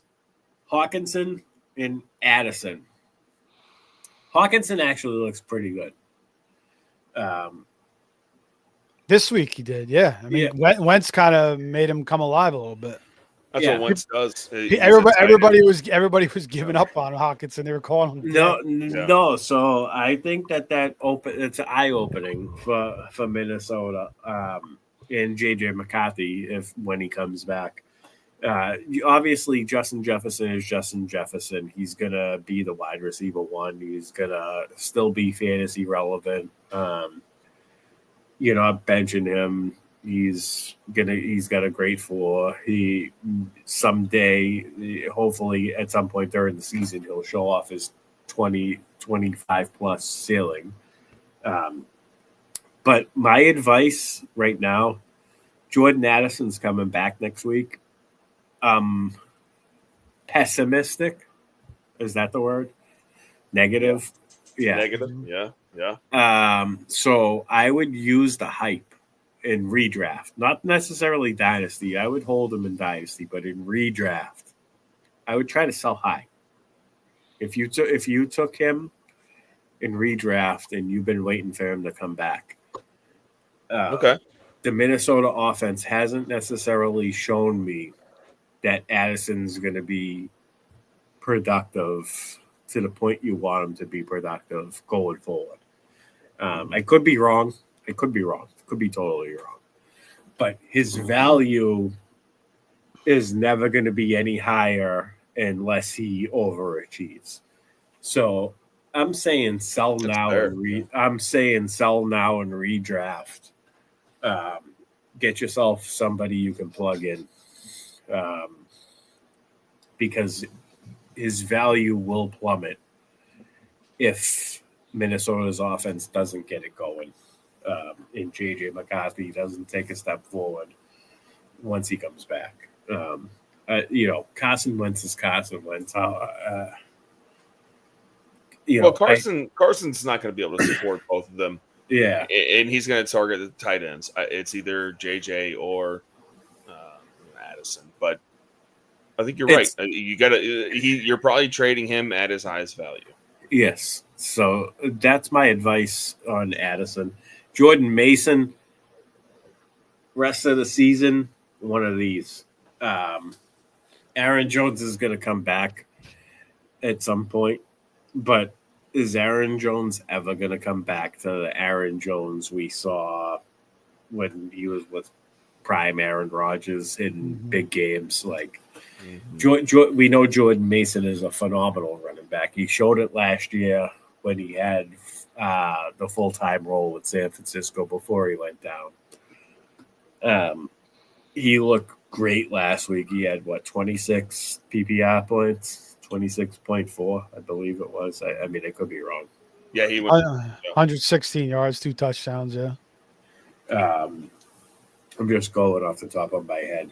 I'm not looking at numbers at this point. But, Jordan Mason, phenomenal. Hold on to him. Use him. He's going to be great going forward. Cincinnati offense, I'm totally concerned about Chase Brown. I know he's going to get the volume. There's nobody behind him to take away his job. P. Ryan is a role player. I do expect Jamar Chase to be fine going forward. Jake Browning definitely had a horrible game, but I do think there's better days ahead for him. T. Higgins, I'm totally concerned about. Steve, I know we have T on Servino's vape team. I'm concerned about starting him until he shows a pulse, I guess. Well, Jake Browning doesn't really tend to target him. I mean, last week was he got that breakaway touchdown, but if you look at Jake Browning, it's not really usually a T. Higgins game unless Jamar Chase is out, right? Chase Brown, it's what are we gonna do? You spent a high draft capital on him, and he's might be the bust of the year. And maybe that has to do with Burrow. It's Burrow. The injury. Yeah, but even then, though, like it didn't look good. The blocking sucks too. Well, the offensive line is awful. Yeah, he had a good game week 1, Chase Brown, right? He scored. Decent. I mean, efficiency wise, no. Yeah, it started off really good, but then it trailed off to nothing. But it would have been better. For sure. And they played some tough defenses. Cleveland's a good D. I think Jacksonville's a little underrated, but that game was a high scoring shootout anyway. And then Minnesota, I mean, they'll just erase. They're just, they just erased them. But I'm worried about Chase Brown. I am definitely worried with T. Higgins. Higgins, it sucks because Browning, he'll look good one game, then he'll look terrible. Like he had those couple of years ago when Burrow got hurt. He looked good for like a couple games, and then like he just fell apart. He looked terrible. So it's Cincinnati. And that's why he's a backup. They may be just giving up. Like what kind of motivation do they find now? Like Burrow's hurt again. Zach Taylor, I don't really like him as a coach. Yeah, it's kind of ugly in Cincinnati right now. If their record is 6-9 when Burrow's ready to come back, is he gonna come? Is he really gonna come back? Like no, probably no. Not. I don't see any reason to do that. This is what I'm saying. Like, it's just such a lost season for Cincinnati. I feel bad for you, Cincinnati fans. I think Wentz can be decent. We've seen Josh Dobbs and Nick Mullins be pretty good in this system. Jordan Mason, as long as he's got this role, it's going to be great. Jefferson, I think Joe makes a good point with Addison. He's going to be inconsistent. And then the one guy I was looking at, that kid Xavier Scott, he played way over Akers. So something happens to Mason, this guy may have some value for a couple of weeks until Jones gets back. So just somebody to keep an eye on. Yeah, for sure.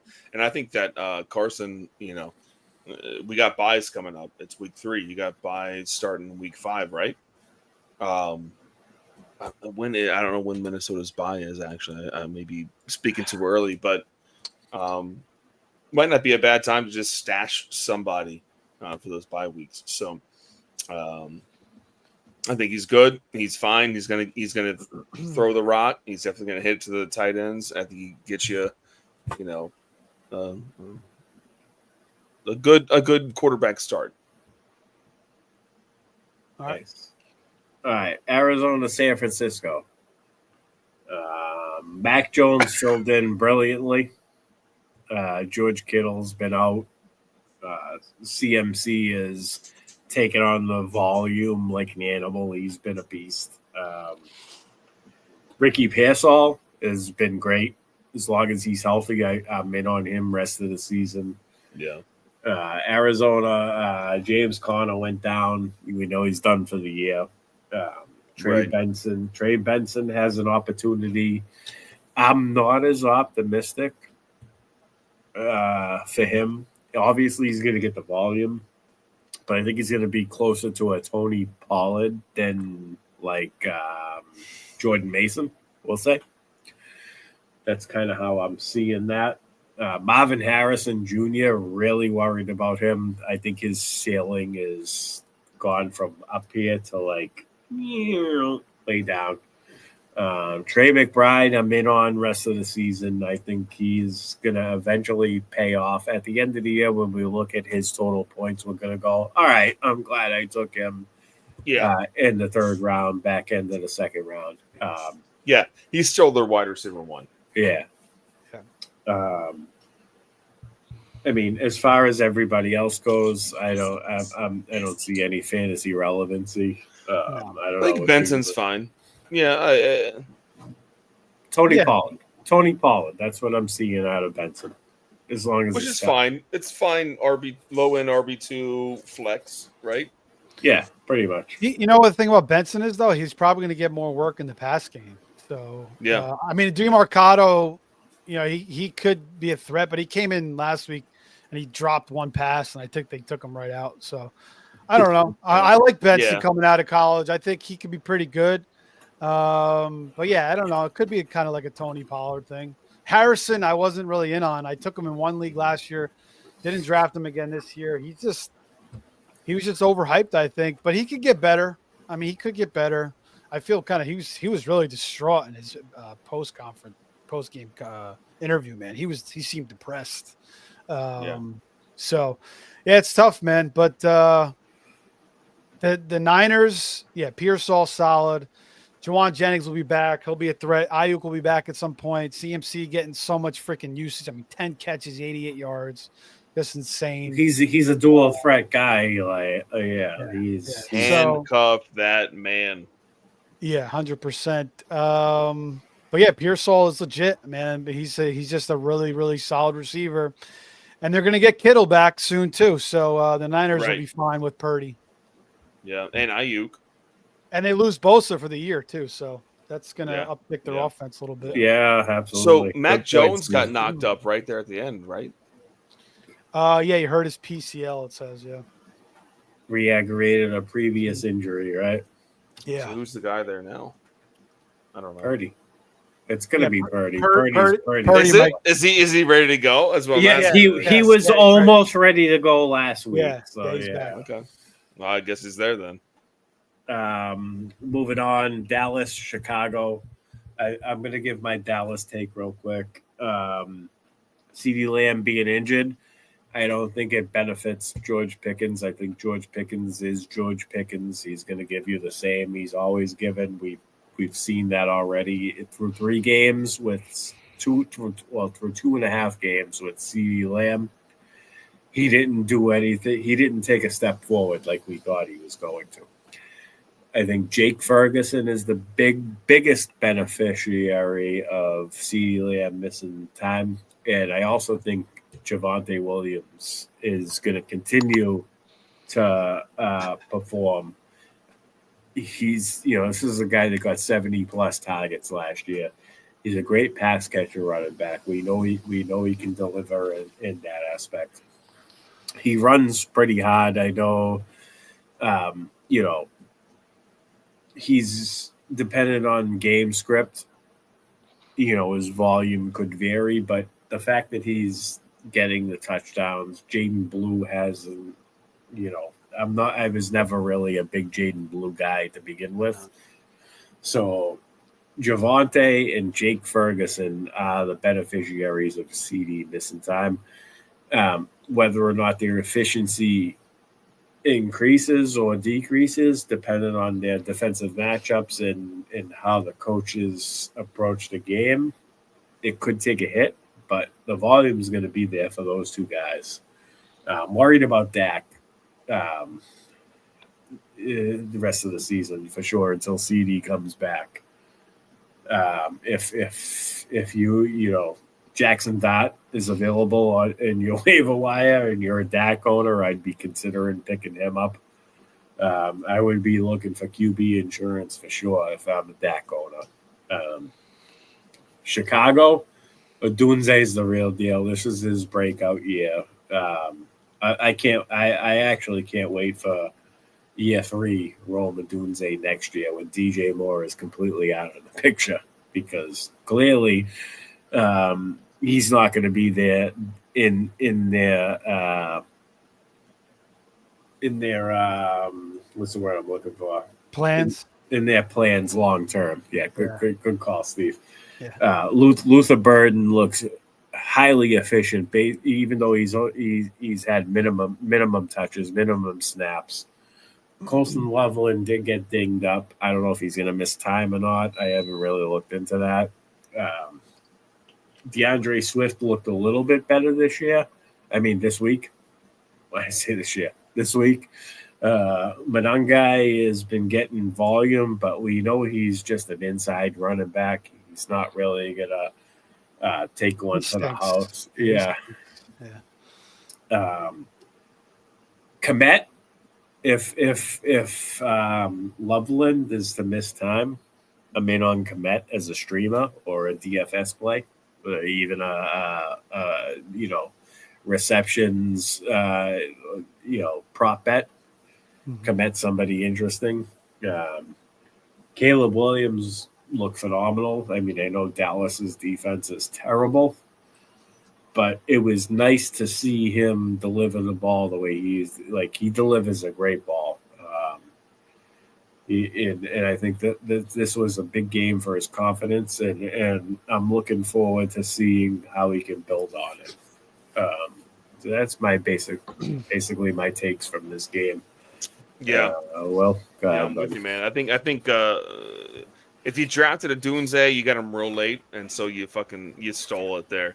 You know what I mean? It's like Odunze and Egbuka might be, the 1A, 1B drafted wide receivers this year as far from as the mid rounds. Yeah, from the mid. Yeah, I mean, you got them for cheap, and they're gonna carry your team to a championship. Caleb, it's one game, but that dude has such a big arm. I mean, I just don't understand why, what's going on. I don't know. He looks really good. He has some great accuracy, and then he also has just some stupid shit that he does. I don't understand, like running around and just get rid of it. He holds the ball too damn long.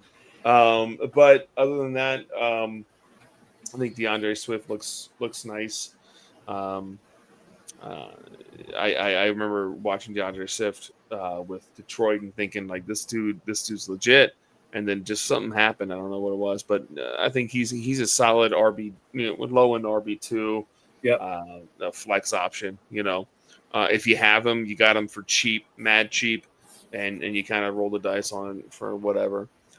So you're pretty happy with it, especially if you drafted someone like Genty early. He might be able to help your team out with the floor there. So, but yeah, I think that's all I got to say about that one. It sucks to see DJ Moore fall off, but yeah, I mean, it's only so much they could support, I guess, in that offense. But the Dallas defense is absolutely horrible. I mean, there was just guys wide open everywhere. The one thing I'll say for Dallas is I kind of like going after Turpin this week. With CD Lamb out a couple weeks. That's one guy I'll be targeting a little bit. Good call. Yeah, I didn't mention him. I only mentioned Jake Ferguson and and you also mentioned and Pickens, and I just don't. I don't know. Pickens he had 2 drops. I think both of them led to interceptions, or at least one of them did. He is who he is. He is who he is. He's going to get more volume, but he's still going to be frustrating. But he could have some huge games because Dak's going to have to throw 1 billion times with this defense. So I think it's more Ferguson for me there. Yeah, but I mean, Dak's got to start throwing it downfield a little bit more. I mean, 13 catches for 82 yards. I mean, just you know, I mean, he could just feed. I mean, Ferguson's going to be great. I mean, no doubt with CD out, but you'd hope that Pickens get a little more involved downfield. You would hope. Yeah, I just don't have any faith in Pickens. I don't know. He is like Joe said. I mean, he is what he is. Scored, he is what he is, man. I'm starting to move out on him. You know, my Scott Fishbowl team I built around a Dak Pickens stack because that was a cheap stack that I thought was gonna. I mean, he's scored back-to-back weeks 568-1, so he's still producing 18 fantasy points back-to-back weeks, and now he doesn't have CD Lamb for a month, so he should be all right. I mean, he's just a head scratching player. That's the only what worries me about. We'll see when the defenses prepare. We'll see when the defenses prepare for. Well, that's what worries me is then. But I agree with everything that Steve says. He's had that with the Steelers. Like he's always been like the one guy to throw to. I just think he could succeed on volume because Dallas's defense is going to be so many shootouts. It's like he's going to get peppered so many targets. This is a good point. Point. Yeah, Dak's going to have to call some. Yeah. I mean, their defense looks like shit. I mean, let's be honest. They're getting Russell Wilson threw for 450 on him, whatever it was. And so, and now he's getting benched Russell Wilson. So, it's just we'll see. As an Eagles fan, Jerry Jones is my favorite. Nice. Moving on to the Kansas City Giants game, I'm gonna shout out a waiver wire alert. You need a waiver alert. There you go. Waiver alert. There you go. Both of these teams, I actually added Jackson Dart everywhere last week in any quarterback needy team I had, and I'm so glad I did. Because you're going to pay up for him this week for sure, now that he's been announced as the starter. Kansas City Chiefs, waiver wire. Somebody you're going to stash, you might still have to be patient with him, but you better jump on him now because if you don't jump on him now, he's going to cost you money. I think that's running back Rashad Smith. Isaiah Pacheco hasn't shown me anything. Kareem Hunt was always my target between Pacheco and Hunt. I think he's a goal line running back, but he's not going to, blow the world away with 20 carries and 150 yards. You'd never see Kareem Hunt do that. Kareem Hunt's going to give you 11 carries, 58 yards, and maybe a touchdown or 2. You could get 2 touchdowns some games, but you're banking on that touchdown. Rashad Smith is the pass-catching running back. It's only a matter of time before he gets utilized in this offense. Somebody you want to stash if you're in a shallow league. Deep leagues, I'm sure he's already rostered. But if he's on the free agent list in any league, somebody you need to be adding. Totally out on Travis Kelce rest of the season. Tyquan Thornton, Steve, I brought him up last week. I thought maybe we should add him. We did add him. We did. I added him for you. Yeah. I cut McCarthy and got him for $1 for our team. No shit. Dude. Somebody that I was I was. Yeah, totally you brought him up, and then I was like, well, I didn't want to cut Hollywood Brown, but I think it was McCarthy or Gainwell, and I added Thornton for us. I like that because I think Thornton, even when Rashee Rice and Xavier Worthy come back, he's going to have a role. He might not be consistent for fantasy. Yeah. But I liked him coming out of the draft. He just shit in New England, New England ruined them. Yeah. Bill Belichick, that was that part. Those 3 years, Bill Belichick sabotaged the team. I'm totally convinced. Mac Jones is I looked at my wife last week. It was last week, not this past week, but the week before. I looked at my wife and I looked her in the eye and I said, I fucking told you Mac Jones was a good quarterback. we might as well go 4 hours on this show. Fuck it. Yeah. What hour are we on now, actually? Anthony loved Mac Jones. You remember, you know that. He said Mac Jones would win a Super Bowl with the Niners. That's what he kept saying. Yeah, shout out Anthony for that, man. But you're right. I mean, Mac Jones was in a horrifying situation there. He had more protection.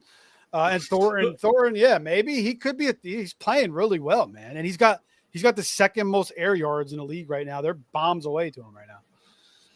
I want to throw one more thing in. Everybody's talking about Brian Daboll making the QB switch because he's coaching for his job. I disagree with that.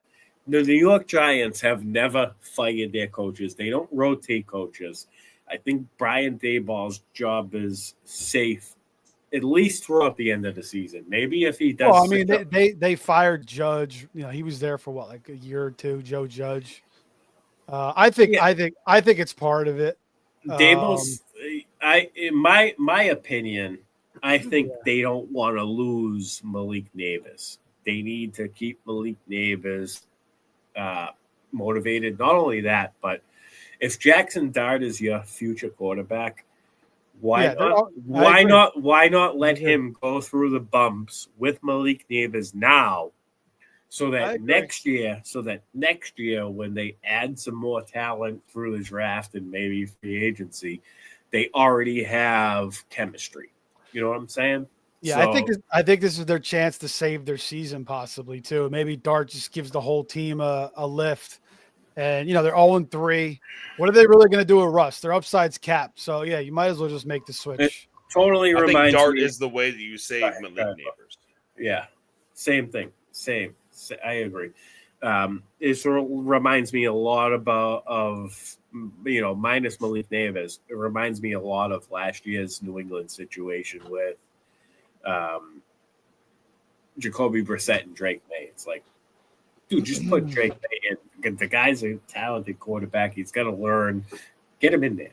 Like, what are you doing? That was the stupidest thing ever. And people were like, you can't put Drake May, and he's going to get killed if you put him out there. I'm like, what the fuck? Do you want to go with Jacoby Brissett? You can't. Come on now. But, all right, move on. Let's move on. Denver, LA Chargers. Justin Herbert looks phenomenal. Dude, shout out Anthony because, Steve, during Savino's vape draft, we drafted Justin Fields and JJ McCarthy, right? Where would we be? Where would we be right now if we didn't auto draft Justin Herbert? Yeah, we would probably be looking at maybe Sam Darnold. Wouldn't be terrible, but you know, we would be folding up shop, I think, because minus that 30-something performance. Well, we didn't even use Fields that week because Herbert went off, so we used Herbert. That's what I'm saying. We had the free look. Without that free look, we'd be in rough shape right now. We didn't get a chance to go over our teams. We'll do that on a separate episode. Maybe after next week we'll mix that. That throw by Herbert to Keenan Allen. I mean, to evade the pressure and that throw. Keenan Allen made a hell of a catch too, but that was an insane play. Quentin Johnson, is he the real deal? What do you think? I think so. I think he's really emerged, man. Like he's always had the speed and the size, and like, you know, he was beating Surtain last week on some routes. So, and with Herbert, I think he's going to be consistent the rest of the way. I really do. How we feel about Ladd going forward? Are we worried about Ladd? I think Ladd is hurt by Keenan Allen. I think Ladd's still a hell of a receiver, but his production is hurt by Allen. You know, that's the problem. And Quentin Johnson, too. What about Aranda Gadsden? I think this is a free agent, a waiver wire target for sure. I believe in his talent. I have dynasty shares. I have 3 dynasty teams. I took him in 2 out of. I have him in 2 out of my 3 dynasty teams. Got him pretty late in the rookie draft too, in both of them. I believe in his talent. He stepped up on that last drive of the game. Disley was hurt, but I mean, they had to see something in him. The way he was making plays down the stretch, I think he just earned himself a lot more playing time. So yeah, Gadsden, 100%. Too much upside to pass up. Denver offense, we know Cortland Sutton is the clear-cut wide receiver 1, safest play there is for pass catches. Troy Franklin last week was the biggest waiver wire target. in home leagues and, non-deep leagues. I played him in one spot. I have him rostered all over the place because I'm a Troy Franklin truther, but I wasn't getting overzealous with it. I played him where I had to, and he dudded me. So, it doesn't surprise me. He's going to be, boom or bust. He's better best ball wide receiver than a redraft wide receiver. J.K. Dobbins has been a pleasant surprise. I know, Steve, you were in on him early on, same as me. He was such a value, especially if you did early drafts. I regret a lot of trades that I've made with J.K. Dobbins. Why did you give up on him, man? Well, he is the two injuries, I just believed in him so much. He is such a good running back, dude. He is. But I think it's only a matter of time though before RJ Harvey starts getting in there. With the Peyton offense, it's always multiple running backs. I think RJ Harvey is going to come true. Sean Payton gives us fits trying to predict him every week for sure. They definitely should utilize Harvey a little bit more. But Dobbins has been rock solid for them. But we saw it kind of last year, and he kind of wore down, and he always gets hurt. But he played a great game, another great game, one-handed catch against his little bit of a revenge game for Dobbins there. Good for him. Yeah, nice. All right, Seattle, New Orleans, waiver wire alert. Torrey Horton. I wouldn't necessarily start him right away. Unless you really have to. But this is somebody that could be a great bye-week filler, somebody that could be a league winner down the stretch. Cooper Kupp, we know, isn't going to be, he's not the most reliable wide receiver these days. He could miss time. He could go down with an injury. If he does go down with the injury, the contingency value of a Torrey Horton. Dude, Cooper Kupp called one pass. He called two passes. One of them, right? But he's gonna be a thorn in. No. But I was just gonna say, he got up and he fell over on his own feet. Yeah. He's old, man. He's just had too many injuries. So Horton, I like. Yeah, it's past him. I feel like he could really emerge as the season goes on. I drafted Horton, 20. We're talking 20-man rosters. I drafted him all over the place. I've had him on my bench, and I can't wait to put him in the lineup. JSN is talking about third-year breakout, third-year elite wide receivers. The elite wide receivers with high draft capital, when it comes to the third year, I'm in on almost all of them. Right. But because that's when they really take off. That's one thing I've noticed throughout the years. Darnold looks good. He's keeping it going from last year. So and that defense is keeping them in games too. I said it all off season. People chalk Seattle up as rebuilders. They're not rebuilders. They could easily push for that division. And on the New Orleans side too, you got go for the rest of the season. Go ahead, Will. You're talking about that third-year wide receiver. Chris Olave is a third-year wide receiver, right? Yeah, but he's suffering from quarterback play and offensive. Yeah, but he's getting targeted. He's getting targeted like crazy. If you drafted Chris Olave, he was madly. He was a flex. You drafted him as a flex. You cashed in. Yeah. I mixed. And then, I think that this is the year. You're looking at Alvin Kamara, and you're watching what's going on. Like I said it before, Kentre Miller. This might be his year to kind of establish the takeover. I would love to see Kamara get moved, just because I have some Kamara. It would be much better for Kamara because they're not even really utilizing him in the passing game. That's where Kamara's always earned his money. So. Well, that's a quarterback problem, right? So Kamara has a Rattler problem, right? Rattler thinks he's like fucking, I don't know who he thinks he is, bro. He's like scrambling out of the pocket, fucking pointing at people, throwing the ball 30 yards downfield. He's just fucking nuts. He doesn't give a shit at all, man. He doesn't. He doesn't. But that's good for fantasy. You know what I mean? Like that's good. Yeah, that's good for fantasy. It's unless good, you own Rattler in a 2 quarterback. Yeah, he's so bad. But a show I don't think is that much better. So they're screwed. I got off at a late third for Spencer Rattler. You think I should take that? No, I don't think so. I drafted him at 304. So I mean, you're getting a 3rd round pick for Rattler? Yeah. Yeah, 100% take that. Yeah, he's not gonna do shit, dude. He stinks. Come on. So I declined it already, so I should reoffer it. I should reoffer it. Reoffer it. Yeah. You know what? I got some quarterback depth, so let's do it. Yeah. He is my QB4. So yeah, get rid of him. Is it a super flex? You're never gonna start him unless you need to in a bye week. Superflex dynasty. Yeah, he's gonna get benched, I think, for Shuck at some point. Yeah. Nice. Yeah. All right. What do we only got left? The Monday night game? Dallas, Detroit, Baltimore. What a game.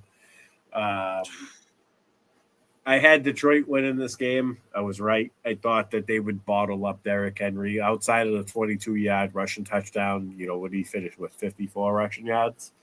Yeah, he didn't do much outside of that. They stuffed him. He did fumble for the second time this season. Yeah, they stuffed him 3 times from the 1-yard line. Jahmyr Gibbs 2 touchdowns. That was impressive. Yeah, that was impressive. I was like, "There's no way the 3rd time they're gonna do it," and they did. They should have called a pass and play within those three downs. Sure. So. Was I going to say St. Brown has been consistent. I think we kind of undervalued him this year. Him and Puka. I've always undervalued. I've always undervalued Amon-Ra. It's just stupid. Same. Him and Puka. Hey, you know what? I'll correct myself from earlier. St. Brown should have been the wide receiver 1. He should have been the 101. You're right. When I was saying that it should have been Puka, I'm completely wrong. I'm an idiot. He at least belongs in the first round, right? He at least belongs. No, he should be the 101. Look at him. The 101. Yeah. I mean, I question durability sometimes, but they have so many mouths to feed that his durability is sustainable. So his durability is fine. Yeah. I think. Yeah. And you look at Jahmyr Gibbs and Montgomery, like. I remember I traded Montgomery away in a couple of dynasty leagues just to get some picks and something solid as far as RB or whatever I needed. And I'm like, fucking idiot. Why'd you do that? Because I really did think that they were going to transfer everything over to Jahmyr Gibbs eventually this year. And maybe it still happens, but yeah. I mean, he still did play. Just Montgomery was just so efficient. I mean, Gibbs played a lot more. But Montgomery had that monster freaking run, and they got those goal line looks too. But Montgomery looked real fucking good. Yeah, he did. Really he does. Yeah. He looks fresh. Detroit's in good shape, man. They could be potential Super Bowl contenders for sure. I think we're seeing that Dan Campbell's, for real, and people kind of discredit him a little bit when Ben Johnson left, but he's a really good head coach. Yeah, I love that man. I really do. I wish he was my dad. Nice. That's the Marine. My ass beat. That's the Marine in you speaking out, baby. I love it. I would have gotten my ass beat so many times, but I would probably be a lot less fat. Respectable, I like it. Yeah. Nice. So that's it, guys. I think we made it through all the games. Did we skip the Giants game? No, we hit the Giants. We did we skip? Oh yeah, we didn't talk about. Go ahead. No. We talked about the Chiefs, right? We just didn't talk about the Giants. That's all. Talk about the Giants. Right? I'll just say Cam Scatterbo, man. Like he belongs. He's for real. So yeah, I mean he's going to be solid the rest of the way. So if you drafted him, you're in good shape. I think Scam. Wow. I think Cam Scatterbo looks like a slower version of CMC. He's just willing to get in there. He's willing to put his head in and just take some dudes out. When he breaks off on the outside, he makes it happen. I got a better comparison for you. Ready for this one? Peyton Hillis. Jesus. Yeah, like more closer to Allstott though than Peyton Hillis though, maybe. Yeah. I was gonna say Allstott, but Allstott didn't catch passes. Scatterbo could catch passes. He can catch passes. Allstott used to catch passes, didn't he? A little bit. A dump off here and there, but there was no manufactured. No, yeah. Scatterbo could actually run downfield a little bit too. Like he's got the wheel. Yeah, and then he's got the Tyrone Tracy. He dislocated his shoulder, right? Oh, he got smoked. Yeah, he's out for at least 2 to 4 weeks. Yeah. Wow. So it's Scatterbo season, right? I like it. Yeah. Now, how does that change with Jackson Dart? Does that change anything? I think it helps him. Yeah, because it could be less dump offs though. Russ might be a little more inclined to dump off to him. We'll see. We'll see how it works out. We don't know yet. Yeah. I think it's better for his rushing. They'd be stupid not to use Scatterbo in the pass game though. Like that's where he could thrive too. So right. But we'll see. Yeah. Timu, Christian Caffrey. Josh makes a good point here. Same OC for Cam as Hillis had in 2010, if he's not mistaken.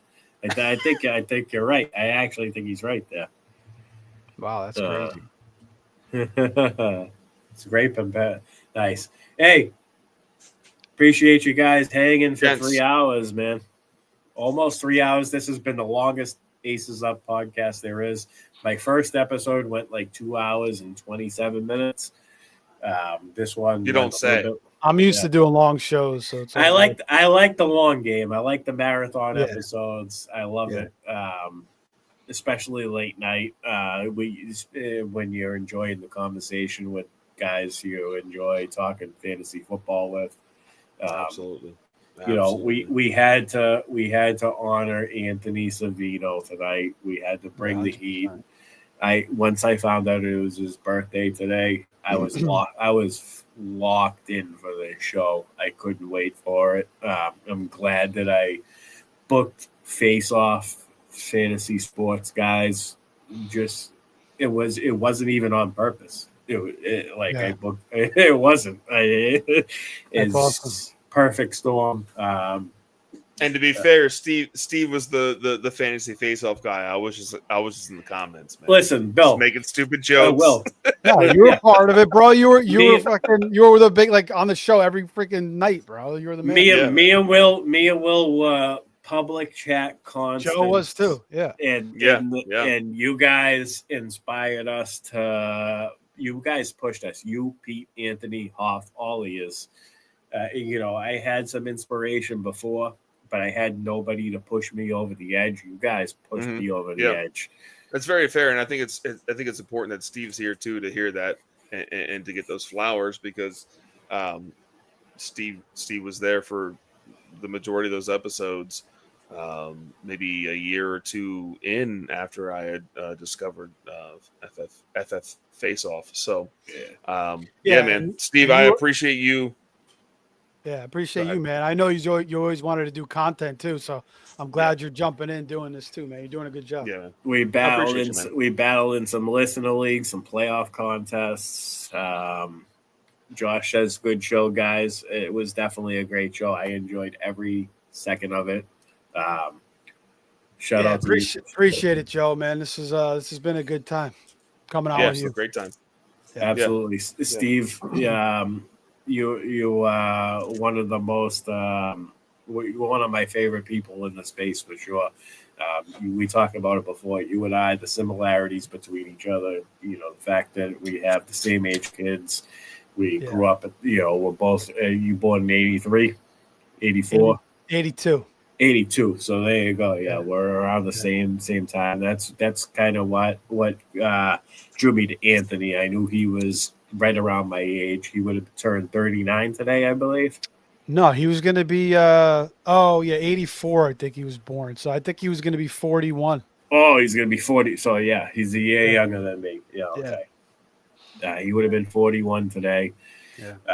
Happy heavenly birthday, my friend. I know that you are smiling down on this show for sure. Absolutely. Prayers up. Hope we did you proud. The show was totally dedicated to you, 100%. I was, like I said, I was locked in once I found out it was his birthday. Yep. I went for a 3.5 mile walk around the lake, threw on some music, and just zoned out. I literally walked around that thing with my eyes closed, zoned out, just focusing on being motivated for the show. Hey man, you did it right. You did it right. You did it justice, man. Yeah. I mean, Steve, go back and listen to that intro. I did it totally on the fly. I wanted to write out an intro and prepare for it, but I didn't have time. My kids' homework. My daughter didn't want to do homework. No need to. No. It comes from the heart, brother. Yeah, it was totally on the fly. I hope I did a good job. I hope we did you proud. Did a great job. Shout out to Pete Nova. He didn't join us tonight. I know he has Tuesday nights off, so hope you enjoyed time with your wife and you mentally regenerated yourself for the rest of the week. You're one of the hardest working guys in the industry. You needed the day off. Looking forward to your content the rest of the week. Steve, Will, thank you for joining me tonight. It's been an amazing show. Thanks for having us, man. Anybody that tuned in live tonight, appreciate you guys greatly. Much love to all our new listeners. If you haven't subscribed to the Sports Affiliation yet, I suggest you do so because we're killing it all year. We get shows every day. Go over to YouTube, hit the like for us. You're listening on X or any other platform. Go over to YouTube. Just hit the like button for us. Yeah, it's a great watch too. Like before games, and if you're just looking for some information that you're just not getting elsewhere, you guys have a great show, great program, man. Thank you, appreciate that, Bill. I agree, 100%. I check out the shows. Definitely hit the like button and subscribe. You got to subscribe. Absolutely. Hit those alerts.